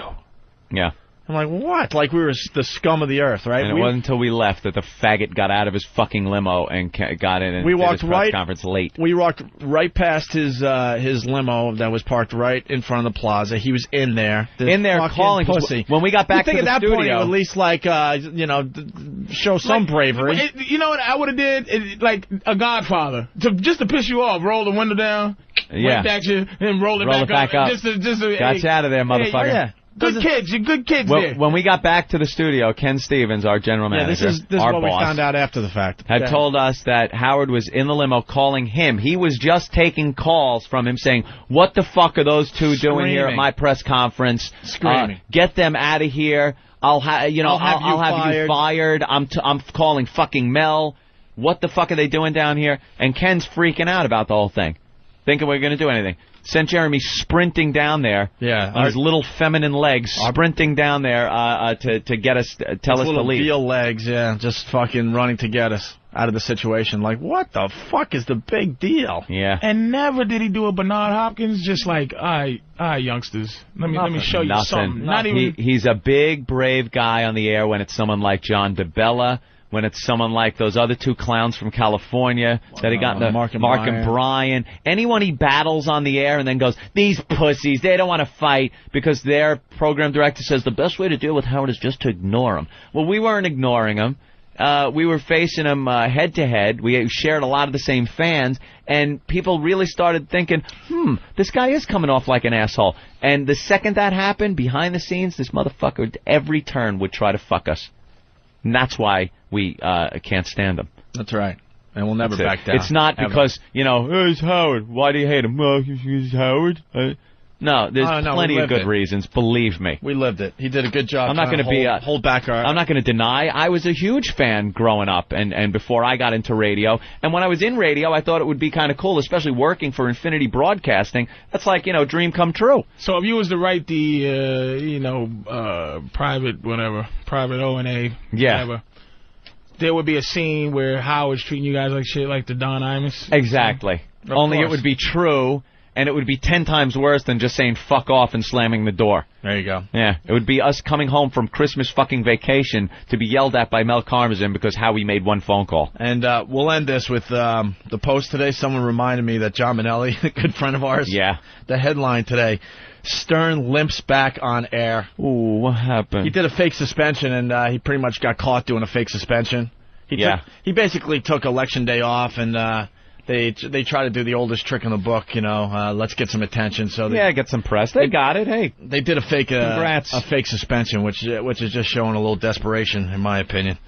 And so Minnelli wrote about it, and the headline is Stern limps back on air. Howard Stern buckled, caved in, wimped out. Stern back yesterday from a one-day suspension from talking too much about his upcoming satellite radio gig. Acted like a whipped puppy while discussing a rowdy lunch with his bosses on Monday. Then when we played, after he announced his divorce, Allison. And we played Allison with him crying. One of the best Corky Stern. Ooh, Robin. Yeah, we were playing Allison. Get FedEx to throw that up on oavirus.com. That was almost a firing right there, too. Many. Oh, my God. Like, this guy isn't going to beat us up. He ain't going to make us fucking look stupid. Oh. Are you guys now? Can you tell any young upstarts? I know you wouldn't, but would you tell? Could you say, I don't want to deal with these pussies? I tell those all the time. I'm calling Elo about the Ron and Fez kids. Yeah. I don't like the way these young upstarts are coming up and fucking with us. Don't like it. All right. Wow, that's a hell of a tangent we just went on. But Patrice asked. Yeah. We'll blame Patrice O'Neill today. That's been, there is a reason behind it. I'm the material of this segment. No, I think it's a very interesting segment. You fat nigga, shut up. I just want to know what happened to my friend. Not only that, but I missed all of Carrot Top on fucking Regis. Look at this swinded up nigga. I missed all of Carrot Top on Regis. What's he doing? Turn him up. Crank him up. Crank him up. He's got to be doing steroids. That guy is so fucking buff. Airport security is when it really gets rough. Oh, my God. When he got in there, how do you? They go through my hair. They go through everything. So what do you do, Carrot Top? This morning, literally, it's just so you don't get bird flu. You wear a hat covered in cats so that way we don't get bird flu. Look, it's a jacket and it's got cats on it, and the birds stay away from it. Oh, that Carrot Top. I met him in the lobby of the Vegas hotel we were at. Yeah. He knows Jimmy, and Jimmy and I were walking through the lobby, and, he's a really nice guy. He really is. I met him years ago when I used to work at the doorman. It's like, see, he is like a nice guy. But that's what I've heard from everybody. That doesn't mean he doesn't look like a transvestite. He doesn't look like a little orphan Annie as a man. And if you're going to be a prop hack, he is the most successful prop hack ever. But you know what? $50,000 a show at college or something like that. Dude, you know what about Carrot Top, too? He knows he's a prop hack. Yeah. That's why he's fucking built where he could just... Like, who's going to say, hey, prop hack? Fuck with him? The guy's got fucking arms. I think that's where the workout thing started with this guy, because he was never like that. Now it looks like he's on steroids. And when we met him, he was on the way to like a Gold's Gym or something. That guy knew that he was a prop hack and said, I need to protect myself. He only works out. You think he's on the road knocking traditional motherfuckers out? He's like, let me tell you something. Richard Pryor will be turning over in his eventual grave if you don't stop. What? Hold up. What? Hold my Domino's pizza jacket that I created while I'm not this nigga in his mouth. Come on. Yeah. Come on. He takes his shirt off and like, puts his red hair in a ponytail. What do you have to say about my props now? Now what, bitch? Yeah. Now what? You don't like my fireman hat with the He's fucking working out or screwing roller skates on toilet bowl seats. What? That's what he does his whole career. Hold on. Hold my hula hoop with razor blades on it. That's right. Because I'm going to knock this dude in his mouth. Speaking of enemies, Anthony, we'll end this segment by saying the arch enemy will be revealed tomorrow. Yeah. Oh, a lot of speculation, not only on the message boards, but in the news, in the trades. Yeah. Everyone's chiming in. Yes. XM has hired one of our arch enemies. That's official. And what this person will do for us, we'll see. Do they have connections with General Motors, the secret person? But the arch enemy will be revealed tomorrow. This has been an ongoing little soap opera on the show. I hope, if you see me over here typing, Opie, occasionally, I hope you don't think I'm not being part of the show. I am corresponding with an Eric Logan. Can I please have your VIN number was one, so I had to type that in. Here's Elo. I'm on the phone as we speak. I'll have an update for you shortly. Look at this. Which door is it? He wants to know, so I put driver's side front door. Blue chip? Did you put blue chip? Blue chip is the color, of course. Look how much power we have at XM. You were talking to the Mac Daddy boss about getting you a stupid door, and he knows better than anyone that we're in the middle of doing a radio show. Yeah. But he knows that we could, like, multitask. Multitasking. A few jokes and then Hope takes off with some dialogue. I could type in a quick VIN number. I'm getting a door. You would think the guy would go, wait, why don't you call me after the show? No. You guys are busy. We're professionals. Hey, Anthony, it's Gamefly.com, the world's leading online video game rental service. It's very easy. You send a game back, and the next game on your queue list is automatically sent. I got to find a new game to play, by the way. Yeah, well, Gamefly is the best way to find a new game, because it's not like you're going to the store, buying a game, getting it home, and realizing it sucks ass. You go to Gamefly.com, you could check the game out. If you like it, it's as easy as clicking keep it in your game queue. And then you get the mint condition box, the manual. It's all delivered like you bought it brand new at a great member discount. Go to Gamefly.com/XM, get signed up. Only $21.95 a month. You can start with 2 free week XM trial with a free 2-week XM trial. Excuse me. No commitments. Cancel anytime you want. Start playing all the latest releases. All those games you've wanted to play at Gamefly.com. Got over, I think they got over 3,000 titles now to choose from. All the platforms, Xbox, PS2, GameCube, Game Boy Advance, DS, and the new PSP. 2 games at a time. No shipping either way. How about that? You keep the games as long as you like. None of those pesky late fees. All the games you want to play or check out at Gamefly.com. That's GAMEFLY.com/XM. Plug in XM into the promo code box for your special offer. Gamefly.com. And as we go to break, another commercial. Howard Stern loves XM. Oh, man, we have lots of show to do still. We got Blue outside the studio, a homeless guy that Keith the Cop has brought in. We're going to be setting up the homeless shopping spree once again this year. We haven't done that in a few years. But yes, homeless shopping spree coming back to the Opie and Anthony program. And Keith was telling a crazy story off air about what goes on at night with the whack bag people. Yeah, you know, I was reading the boards one day, and they were talking about this Pal Talk thing that they do. So, out of curiosity, I signed up for Pal Talk. I was curious. And you were being set up by Dateline. You know that, right? So I go into, they have this whackbag degenerates room. And, a couple guys online had told me, yeah, some girls come in, they wow, you get to see it, some nice tits. And I said, all right, let me go check this out. So anyway, we're in there, and there's a couple girls, and now people see me come in, they see my name, and they start pounding me with, you got to check out this one guy's video thing. And I don't remember his name. Someone will come up with it on instant feedback. Anyway, I click on this guy's video link. These whackbag guys get this guy. He's from California, and he's a bisexual fella. And he sits there, and he just jams things up his ass. And when I have it, and when I signed on and I see his video, he's bent over, and he's got a plate of like Dole pineapple slices. Yeah. And he's taking them, like he's got the ring, his finger in the hole of the Dole pineapple slices, and he's jamming them up his ass. Oh. And then he turns, he sits down with the whole thing of pineapple up his ass, and then all these whackbag guys, no, dude, you gotta shit him out. So he takes a plate. They're egging him on? Oh, they egg him on to do. He's got to be in his 50s, I would think. And supposedly he's like an engineer for Honda or something. Like, he's actually doing a really good job. But he turns around, and on camera, he shits out the pineapple onto the plate, and then he eats it. Stop. And maybe somebody can tape this or something. Yeah, he did Oreos. He did pineapple. He did his dentures. He took his dentures and stuffed them up his ass and then took them out and put them right back into his mouth. That's a great gig. It's disgusting. Dugout Doug. That would be Sub-Ray. Sub-Ray, correct. Sub-Ray. All right. That guy absolutely rocks. Well, that's one way to put it.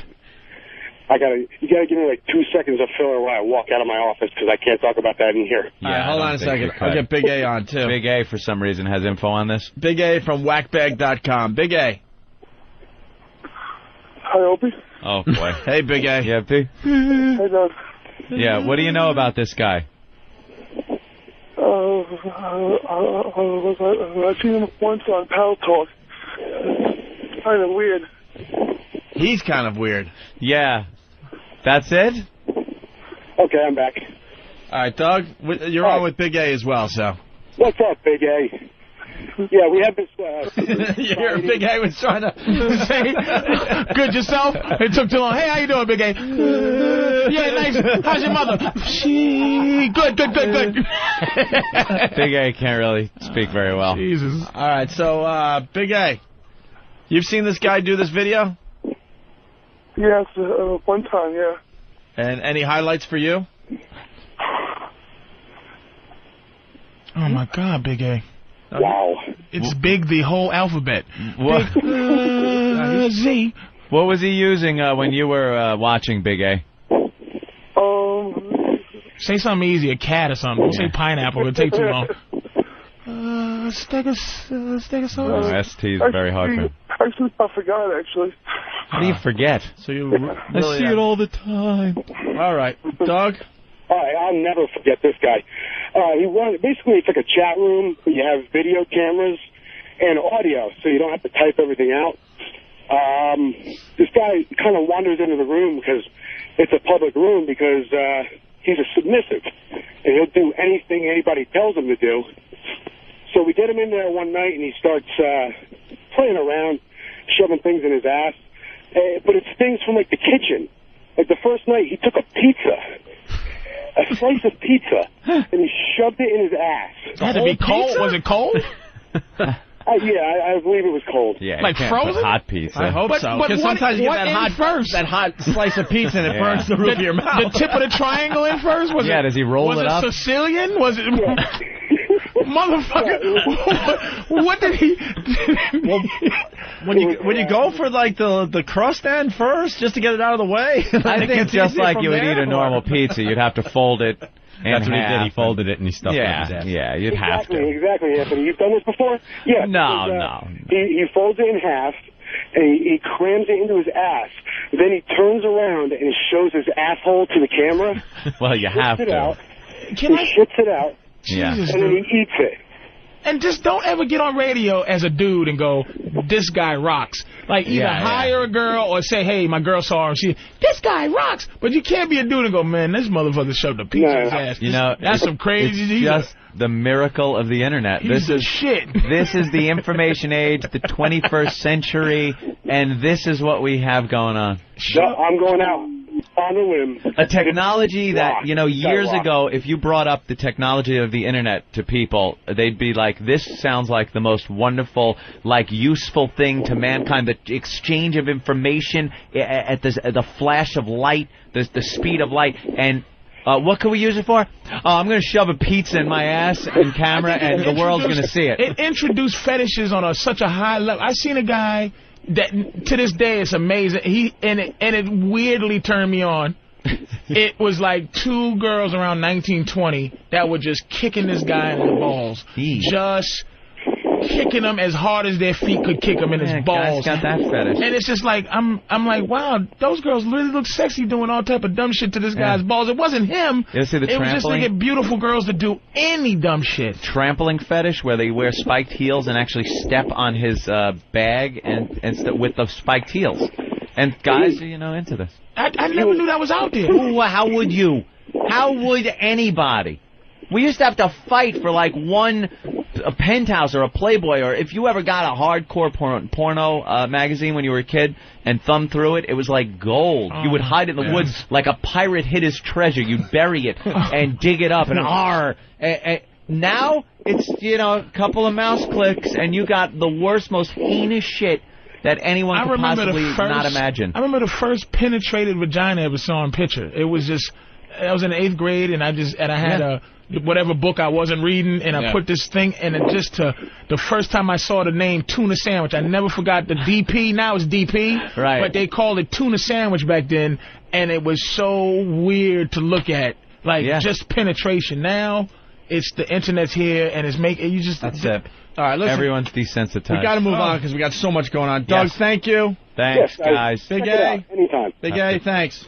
Tune into that thank one. You. All right, there goes Big A. Welcome. Really fast, the boys are hard at work in the O&A lab. I caught a peek. The lab. They're working on a new way to assault the media. Oh, good. Where's Danny? There it is. They were actually practicing outside the studio in the O&A lab. I saw you guys practicing a new technique to do the assault on the media thing, Danny. Nah, it wasn't really practice. It was just to see how it looked in the frame. So it works. Well, yeah, you're practicing. They were filming it and everything to see how good it would be. I like the idea of a sign that's a little smaller, though. Well, here it is. I like the idea that it's not so big where you're only going to see half of whatever it is when you get behind a news person with it. That's pretty good. It's an O&A hanky. That's pretty much what that is. There's a major problem with that. You know that, right? Yeah, I know. There's no XM on that. That would you got to put the XM. Right, we're just checking it for size right now. I think it's got to be a little bit bigger. Oh, that's just a sample? Yeah, that's just a sample. And you got to reverse our cartoon characters. You don't need that bigger. That's perfect. No, that's perfect? That's perfect size. That's like Anthony was just saying. You want it a little smaller. You want the whole thing in the frame, not just You just want the XM symbol somewhere. Like what? No, that'll be there. This was just a sample to check out how it would show up on a video. I'm sorry. Put XM, switch our cartoon so it's, Opie and Anthony kind of thing. Okay. Yeah, why is that reversed? Yeah. I'm never on the left as you look at the picture. Oh, just the image that we sent over originally had you guys like this, so they were sent it up. I'm always on the right. Okay. Then people don't get confused. It's Opie and Anthony, and then the picture, it's Anthony and Opie. Yeah, they go, which one's Opie? Because they can't really figure out which one looks Italian and the other one looks like the Opie character. Right. It's in your pocket. Let's say hi to Dave Foley. Dave Foley, co-creator of Kids in the Hall. Dave was on News Radio, and now he does the Celebrity Poker Showdown on Bravo. Hey, Dave. Good morning. Sorry you had to wait. We had to talk about the guy shoving stuff up. I know. You really wrecked my breakfast. Especially I hope you aren't having pizza for breakfast. No, actually, I was having a big plate of pineapple. Oreo cookies. I had freshly shit out. Yeah, it's just the internet's. It's such a miracle for what it actually is and what it can do, and for what it's being used for. It's just, I don't know. Yeah, well, every medium is initially used for porn. That's what they're saying about the printing press. Well, we've always heard the story of the printing press. It's true. Some guy there, some friggin' like a monk or something, sitting there going, and he fucked her. They discovered the printing press, and it was used for writing dirty stories at first. Yeah, he's right. Dave's right. And then the iPod thing. They have downloadable porno clips. In fact, I do believe the Gutenberg Bible is pornographic. Is it? Yeah. Yeah. I had my suspicions. Yeah. Now, I am a huge poker fan, Dave. Uh-huh. And I can't stand any other celebrity, poker shows except for Celebrity Poker Showdown. Well, thank you. Because I don't know what it is. Like, sometimes you tune in and they're trying to pawn off some other celebrity thing, and it just doesn't have... It's not as fun. The celebrities kind of blow. Do you pick these people ahead of time on their poker prowess? Because some of them are pretty good. I think they try to get some. They try to make sure there are some that can play poker. For the most part, they can't, and usually the ones that can lose. Yeah, you guys always pick. They go, my pick is going to be, and then it's usually somebody that plays, and then someone like stupid Colin Quinn, who like a calling station. Yeah. He wins. He wound up winning. Yes, he did. And someone like James Woods, who seems to have dedicated his life to poker, or at least talking about poker. Haven't some of these guys just maybe gone a little overboard? Like, if you're a poker player and you're very good at poker, that's fine. If you're an actor and you actually have a career and then you decide to just pretty much give it up for poker, that's a little odd. Yeah, I don't understand it. I mean, there's guys here that spend like 20 hours a week at the Commerce Casino. Yeah. Playing poker. Just playing poker. A couple of these guys, James Woods is one. And now, what's her name now? Tilly. Oh, Jennifer Tilly, yeah. Jennifer Tilly really took off. Yeah. I guess Phil Locke has taught her a couple of things. Well, perhaps. Perhaps she's returned the favor. Have you picked up anything? Because I know you came in like you were one of the highest-ranked celebrities. You made it further than any other celebrity in one of these tournaments? I did. I did at the World Poker Tour Invitational. That's the first time I ever played poker. So I'd be one of those celebrities who had no clue what he was doing and wound up winning. Really? Does it make you any better sitting there watching these guys play to see what works, what doesn't? I like to pride myself on learning absolutely nothing from being on the show. Yeah. But I have found, like, I've actually sat in at games a couple of times where I've realized, oh, wow, I really can play better than these guys now. Yeah. Does Phil help you out at all? Yeah. Well, just hearing him rant about how badly everyone plays. Anthony lost to Phil Gordon recently on the radio program. Yeah, I Rochambeau'd with him here, and for some reason I know he can tell what I'm going to throw before I throw it by looking at my hand. Did you just... He's very into Rochambeau? Yeah, that's what they call it. I call it rock, paper, scissors. Rock, paper, scissor, yeah. Oh, that's what Street Trash call it. Yeah. Sure. Street Trash. But in the, outside the highlight palette. The high-stakes world, we call it Rochambeau. Yeah. And, he knew that I was going to throw a scissor. Like, maybe my two fingers were twitching, and his eye catches it so quickly. Ugh. Yeah. Well, we did an episode of Joey, where Joey goes on the poker show. And right. Guys on that show, I forget his name. The guy plays his friend. I've forgotten his name now. But he kept beating Phil at everything. Beat him at heads up hold'em. Beat him at rock paper scissors. Like for real or for the show? No, for real. For real? Like hanging around the damn set. It, why can't I do that? I sat down. Crazy. I did the celebrity poker one of the tournaments out there at the Commerce, and I sat down at the table. And I'm in the Masters across from me, and there's other people, and I'm just like, oh Christ, why am I at this table? and then Phil Gordon comes and sits down and just makes me look like an idiot. Just a complete buffoon. It's so intimidating when somebody that can actually play like that. Yeah. I play online, so occasionally you think you're good. Yeah. You wind up looking like a jackass. And it doesn't help that he's 7'10". Yeah, he's very intimidating. Like, he just he walks in the room, everyone knows he's there. Yeah. He's very cocky. He comes off... Now, the odd thing is, on the show, Celebrity Poker Showdown, he comes off as a funny kind of guy, which he is, Yeah. But when he's playing, he's like dead serious. Yeah. Oh yeah. You don't want to get involved with that. Yeah, well, he's got that crazy math genius kind of intensity about him when he's playing. Yeah, he calls off his own percentages, like he knows what his odds are that he's going to catch a hand. It's frightening. And what was he, a rocket scientist or something? He was like an internet sort of genius. I guess he retired when he was like 27. Yeah, bastard. He had a company he sold to Cisco Systems that helped make the internet work. He never commented on it, but the chicks all over him or what?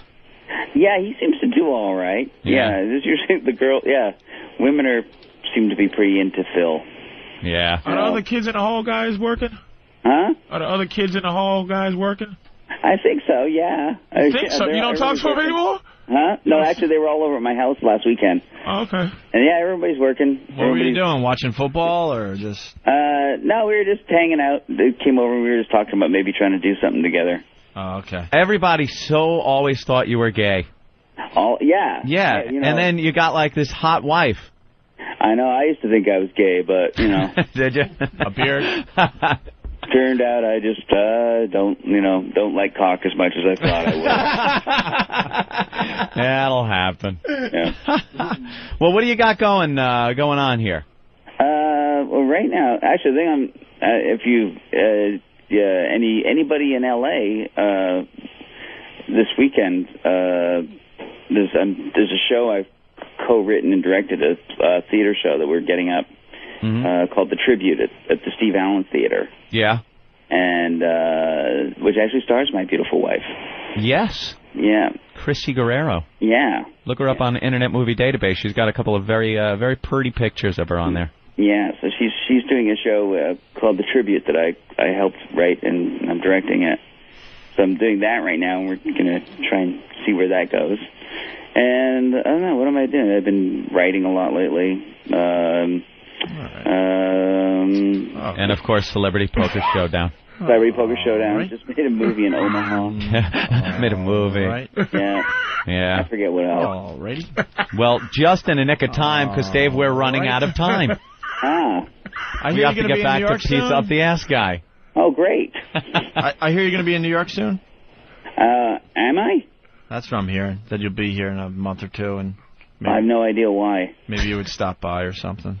Sure, if I'm going to be in New York, I'll stop by. All right. Yeah. Thank you, Dave. I'll start working my sphincter, so I'll have something to do. Look for the Tribute at the Steve Allen Theater in Hollywood. And we'll look for you on Celebrity Poker Showdown on Bravo. Okay, thank you. Thank you, Dave. Bye. Dave Foley, everybody.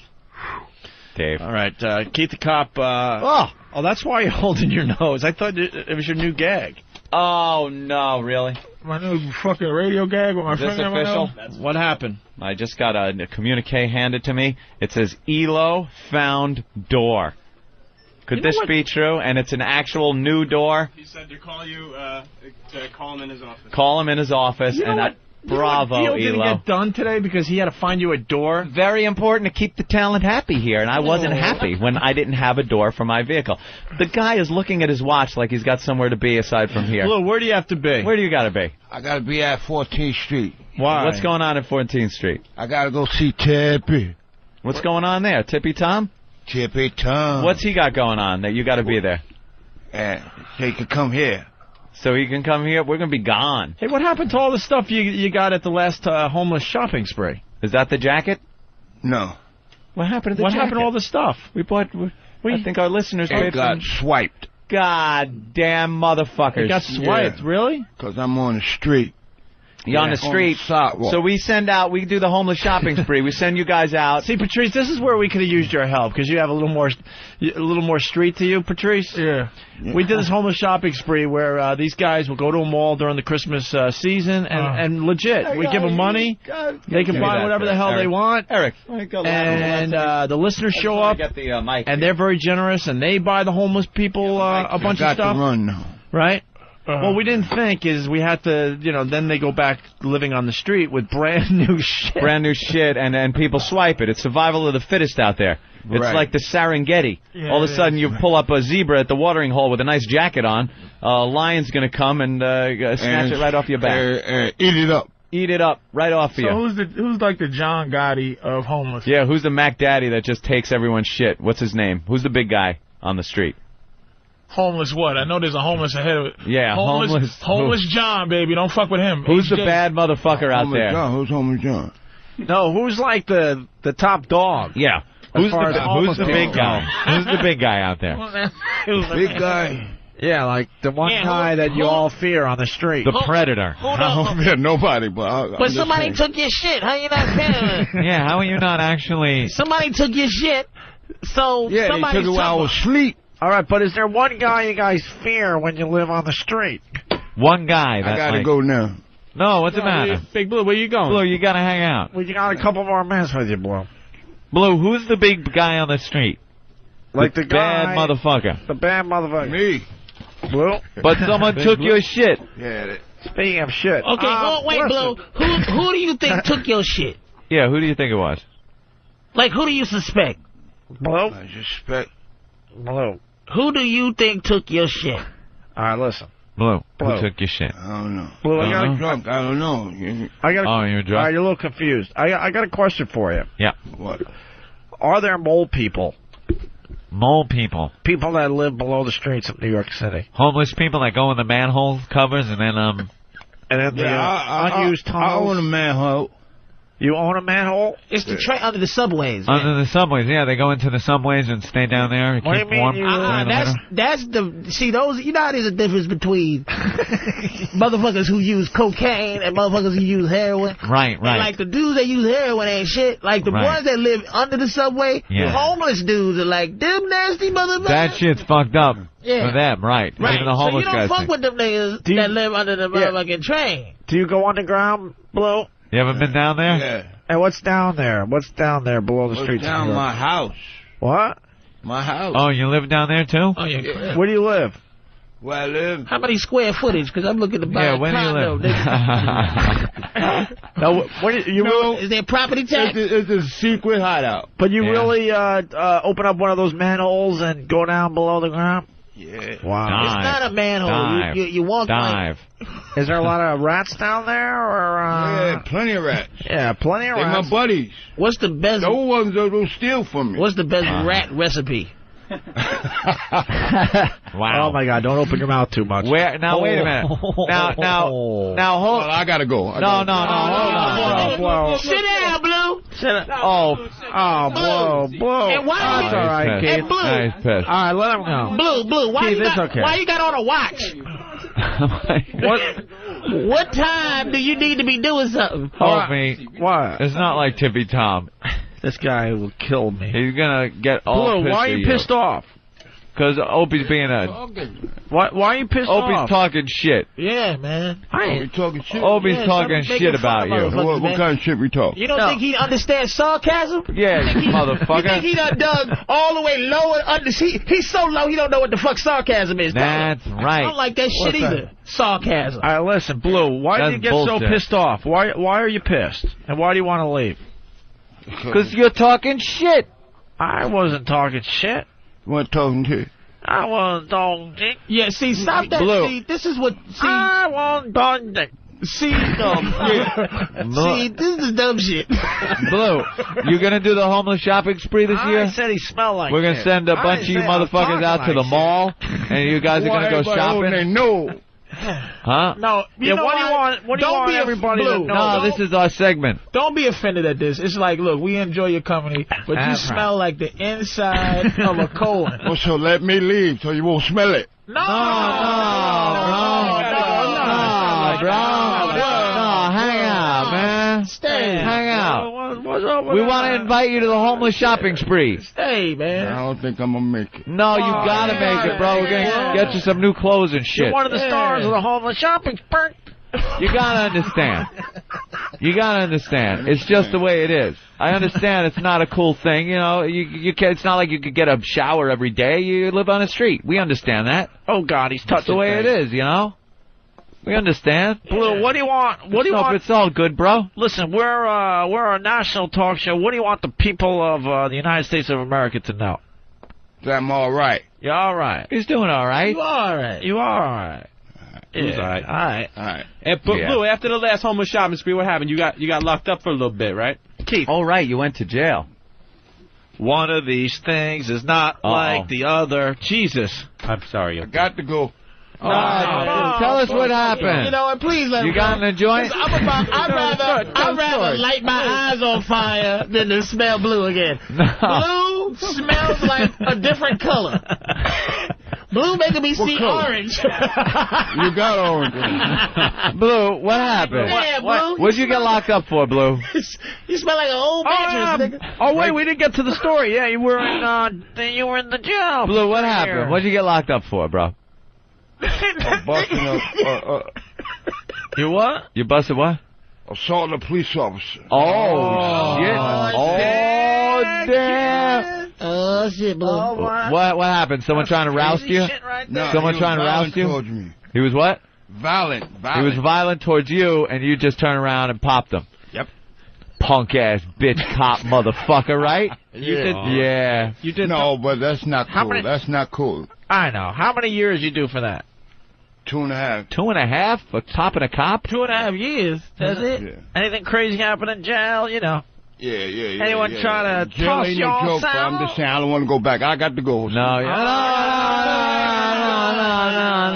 hang on, bro. Yeah, we gotta get a prison story before you leave. I want a prison story. I want to hear a workout in the yard and shit. And then someone trying to shank you or some motherfucking shit like that? Shake me. What happened, bro? I got shanked in the shelter. You got shanked in the shelter? Someone stabbed your ass in the shelter? Motherfucker, who the fuck is that? You stabbed in the shelter, motherfucker.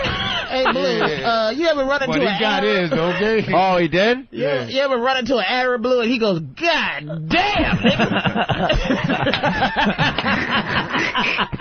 Whoa, hey. God damn. Everybody holding their nose. Let me hope I know too. No, you hang out, bro. You hang out. Hey, what's going on with sex in prison? Is that shit going on? And anybody try to do anything to you in prison? Yeah, anyone, trying to get inside that booty of yours? You know what? I really like Blue. I like Blue. This motherfucker got integrity. He does. He knows there's sarcasm going on, but he can't articulate. He like something is happening. You know why? This motherfucker's attitude. You know why? I don't like it. I'm leaving. Why you leaving, Blue? I don't know, but something happened. Blue, where'd it go wrong for you? How'd you end up on the street? Were you on the street your whole life? No, not my whole life. You have a job and shit, and then what, something happened? You ever heard of Leona Helmsley? Leona Helmsley, yeah. Damn. Yeah, I used to work for her. She's a fucking ugly-ass bitch motherfucker, right? Yeah. Leona Helmsley did this shit to you? And what happened? She fired your ass? Yeah. And you ended up homeless? Holy shit. How did you couldn't get another job? No. What happened? No. You got it. Come on. Release. It'll make you feel better. And I'm going deeply. I used to do guest spots on the radio, and Leona Helmsley didn't like me. By the way, Patrice. Oh, you lost your parents, so that fucks you up. By the way, Patrice. How old were you? Oh, man, I got something to say to Patrice. Oh, okay, go ahead. What's up, baby? Go ahead, Opie. A lot of people are writing on the instant feedback. They're wondering if it's harder for Patrice to plug his nose. To plug my nose? That's a racist comment, motherfucker. Nigga, fuck you, racist huggers. If you smell this shit, your fingers would grow. Just because we're using pens and Patrice has 2 Lincoln logs up his nose. Nigga, I got those airplane plugs that expand. And I don't give a fuck what kind of racist shit you hunkies say. This nigga stink. Now I believe in racial harmony, but this motherfucker, the rhythm is off with this nigga shit. So you fell on some hard times personally, bro. Yeah, and then Helmsley, that bitch. And then you couldn't get a job, you couldn't concentrate maybe and hold down a job, and you ended up on the street. Right. Do you have a game plan for maybe getting out off the street and get back into society? Oh, that's a good question. Yeah? Yeah. Is that why you're checking your watch every so often? It's like, I got a fucking job interview with some shit. Nah, nigga, it's a box giveaway downtown. If I'm missing fucking around with you niggas holding your nose making fun of me. He knows he gotta leave. I gotta get some air. All right, yeah. I think we all need to get some air. Nigga, air got to get some you.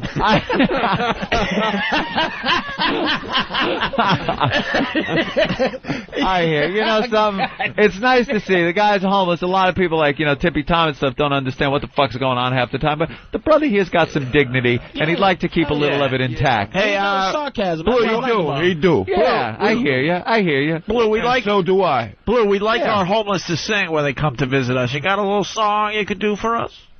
What kind of song? I don't know. You do a little rap, whatever you got in you. Why don't you sing us one of those? What do you got? I ain't got nothing. Nah. Oh, come on, I ain't going. Who plays the flute?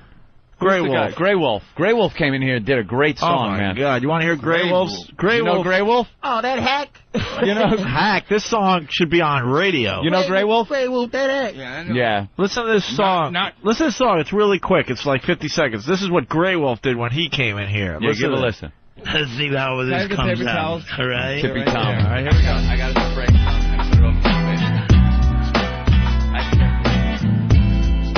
Oh, this is nice. This is a story about a man. And he always was so lonely at night. But his voice was rowdy. You could hear it all through his train station. And I'm going to sing this one. This is about Tippy told Tommy. Let's go while we're young. It's late that night. And I have nowhere to go.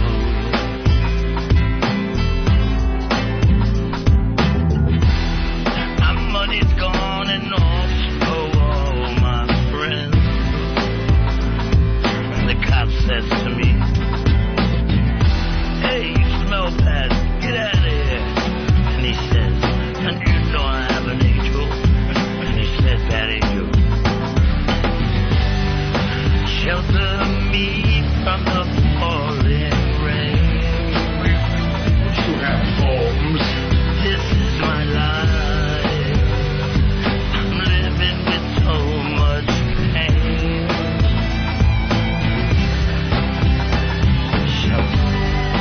Shelter me from the falling rain. You have homes. This is my life. I'm living with so much pain. That's just a little piece. What do you think? That song should be on the radio. Dude, I'm almost crying. Some good Fuck Leonard Cohen, man. We got Grey Wolf. That was the best song I ever heard. Isn't that amazing? And we all said the same thing. That is one of the best songs ever. Oh, my God. And that motherfucker just came in here and riffed it. And yeah, we get one more verse. I'm telling you, we can make that rock on the radio. I know. Now you got to help the motherfucker. Fuck the nose shit. Can you niggas help fucking Brown? What's his name? Grey Wolf. Are you fucking joking me? How good is that? Isn't that great? Almost made me cry. Fuck Blue. Blue come in with this hacky smell shit, and Grey Wolf is doing. I almost cried. Off the top of his head. Yeah. That shit is genius. Isn't that amazing? And the sound of his voice, the pain in there and shit. Pain and something to hear that.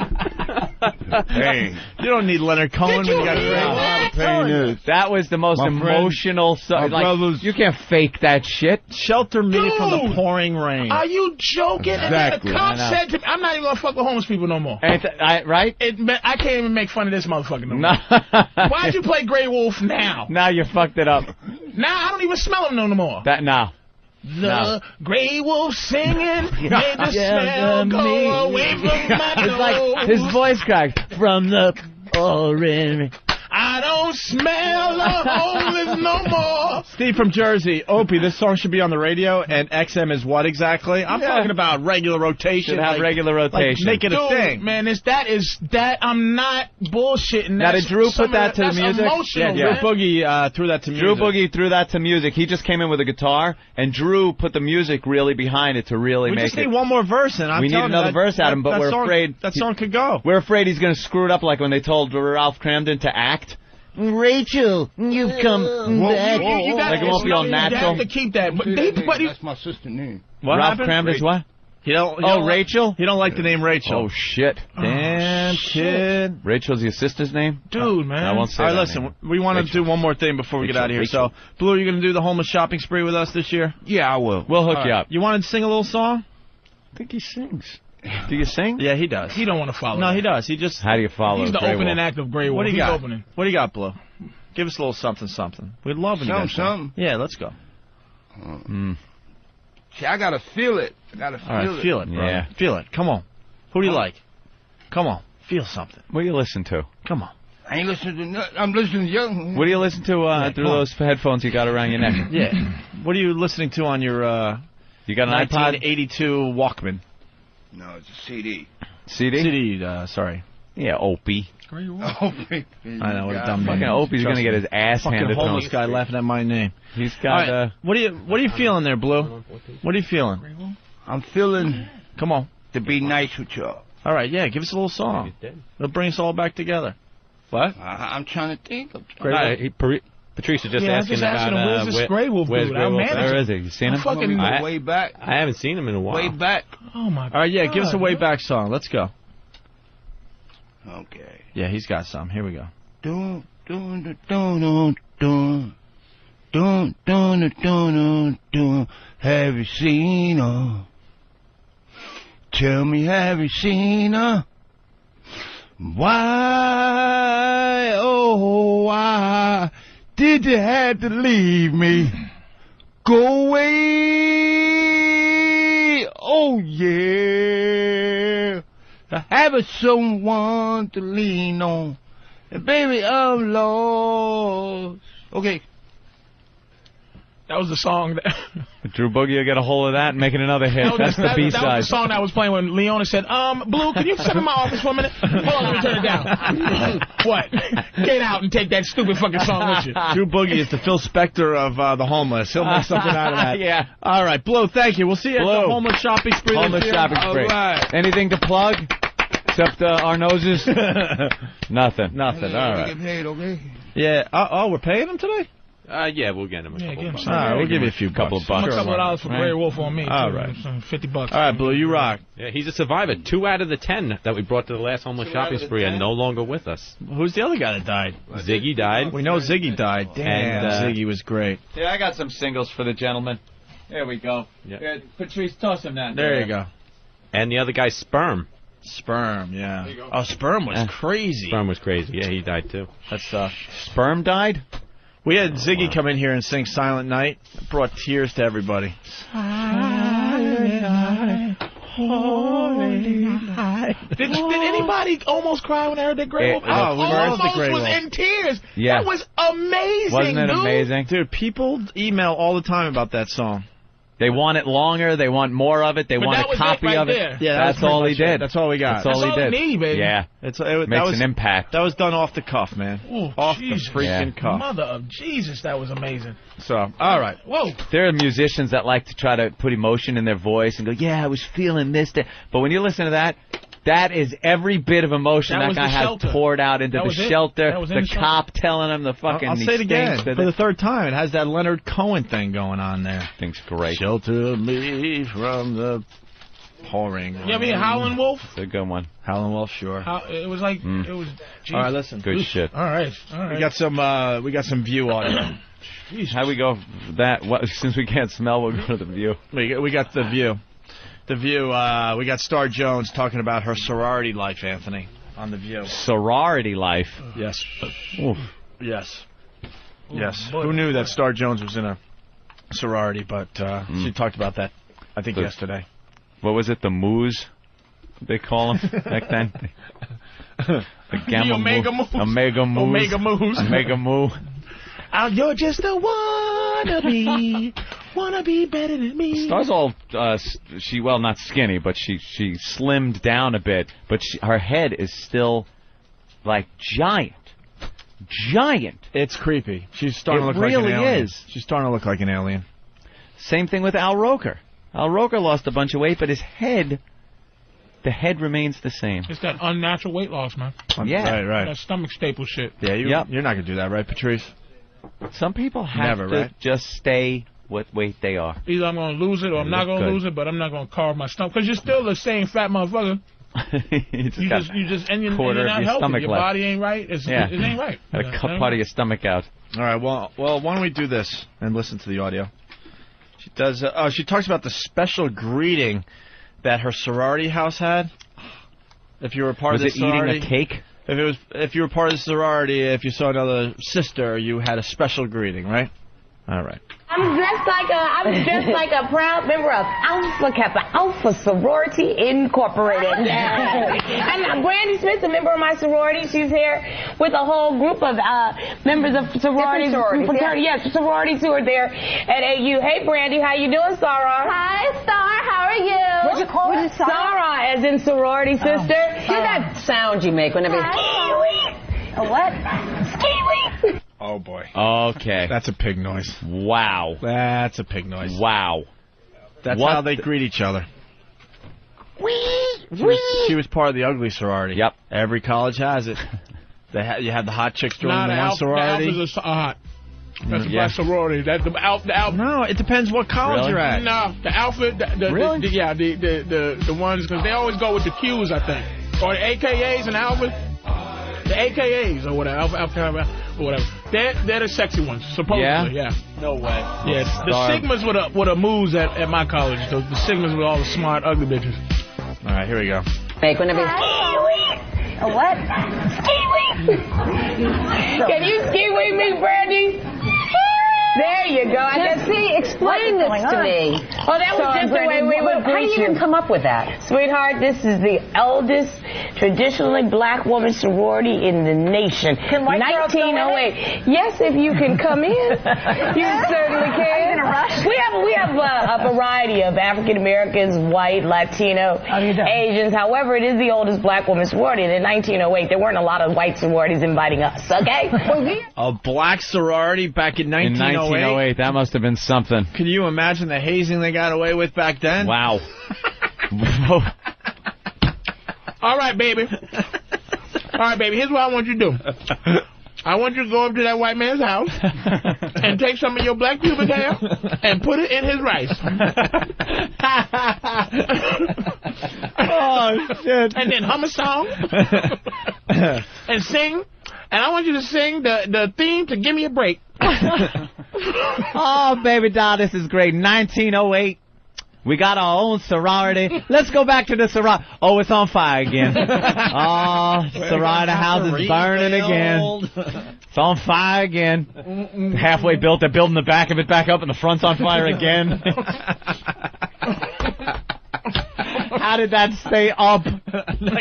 Where was this place? 1908 black sorority. I'm telling you, but big fat sassy bitches was even in then.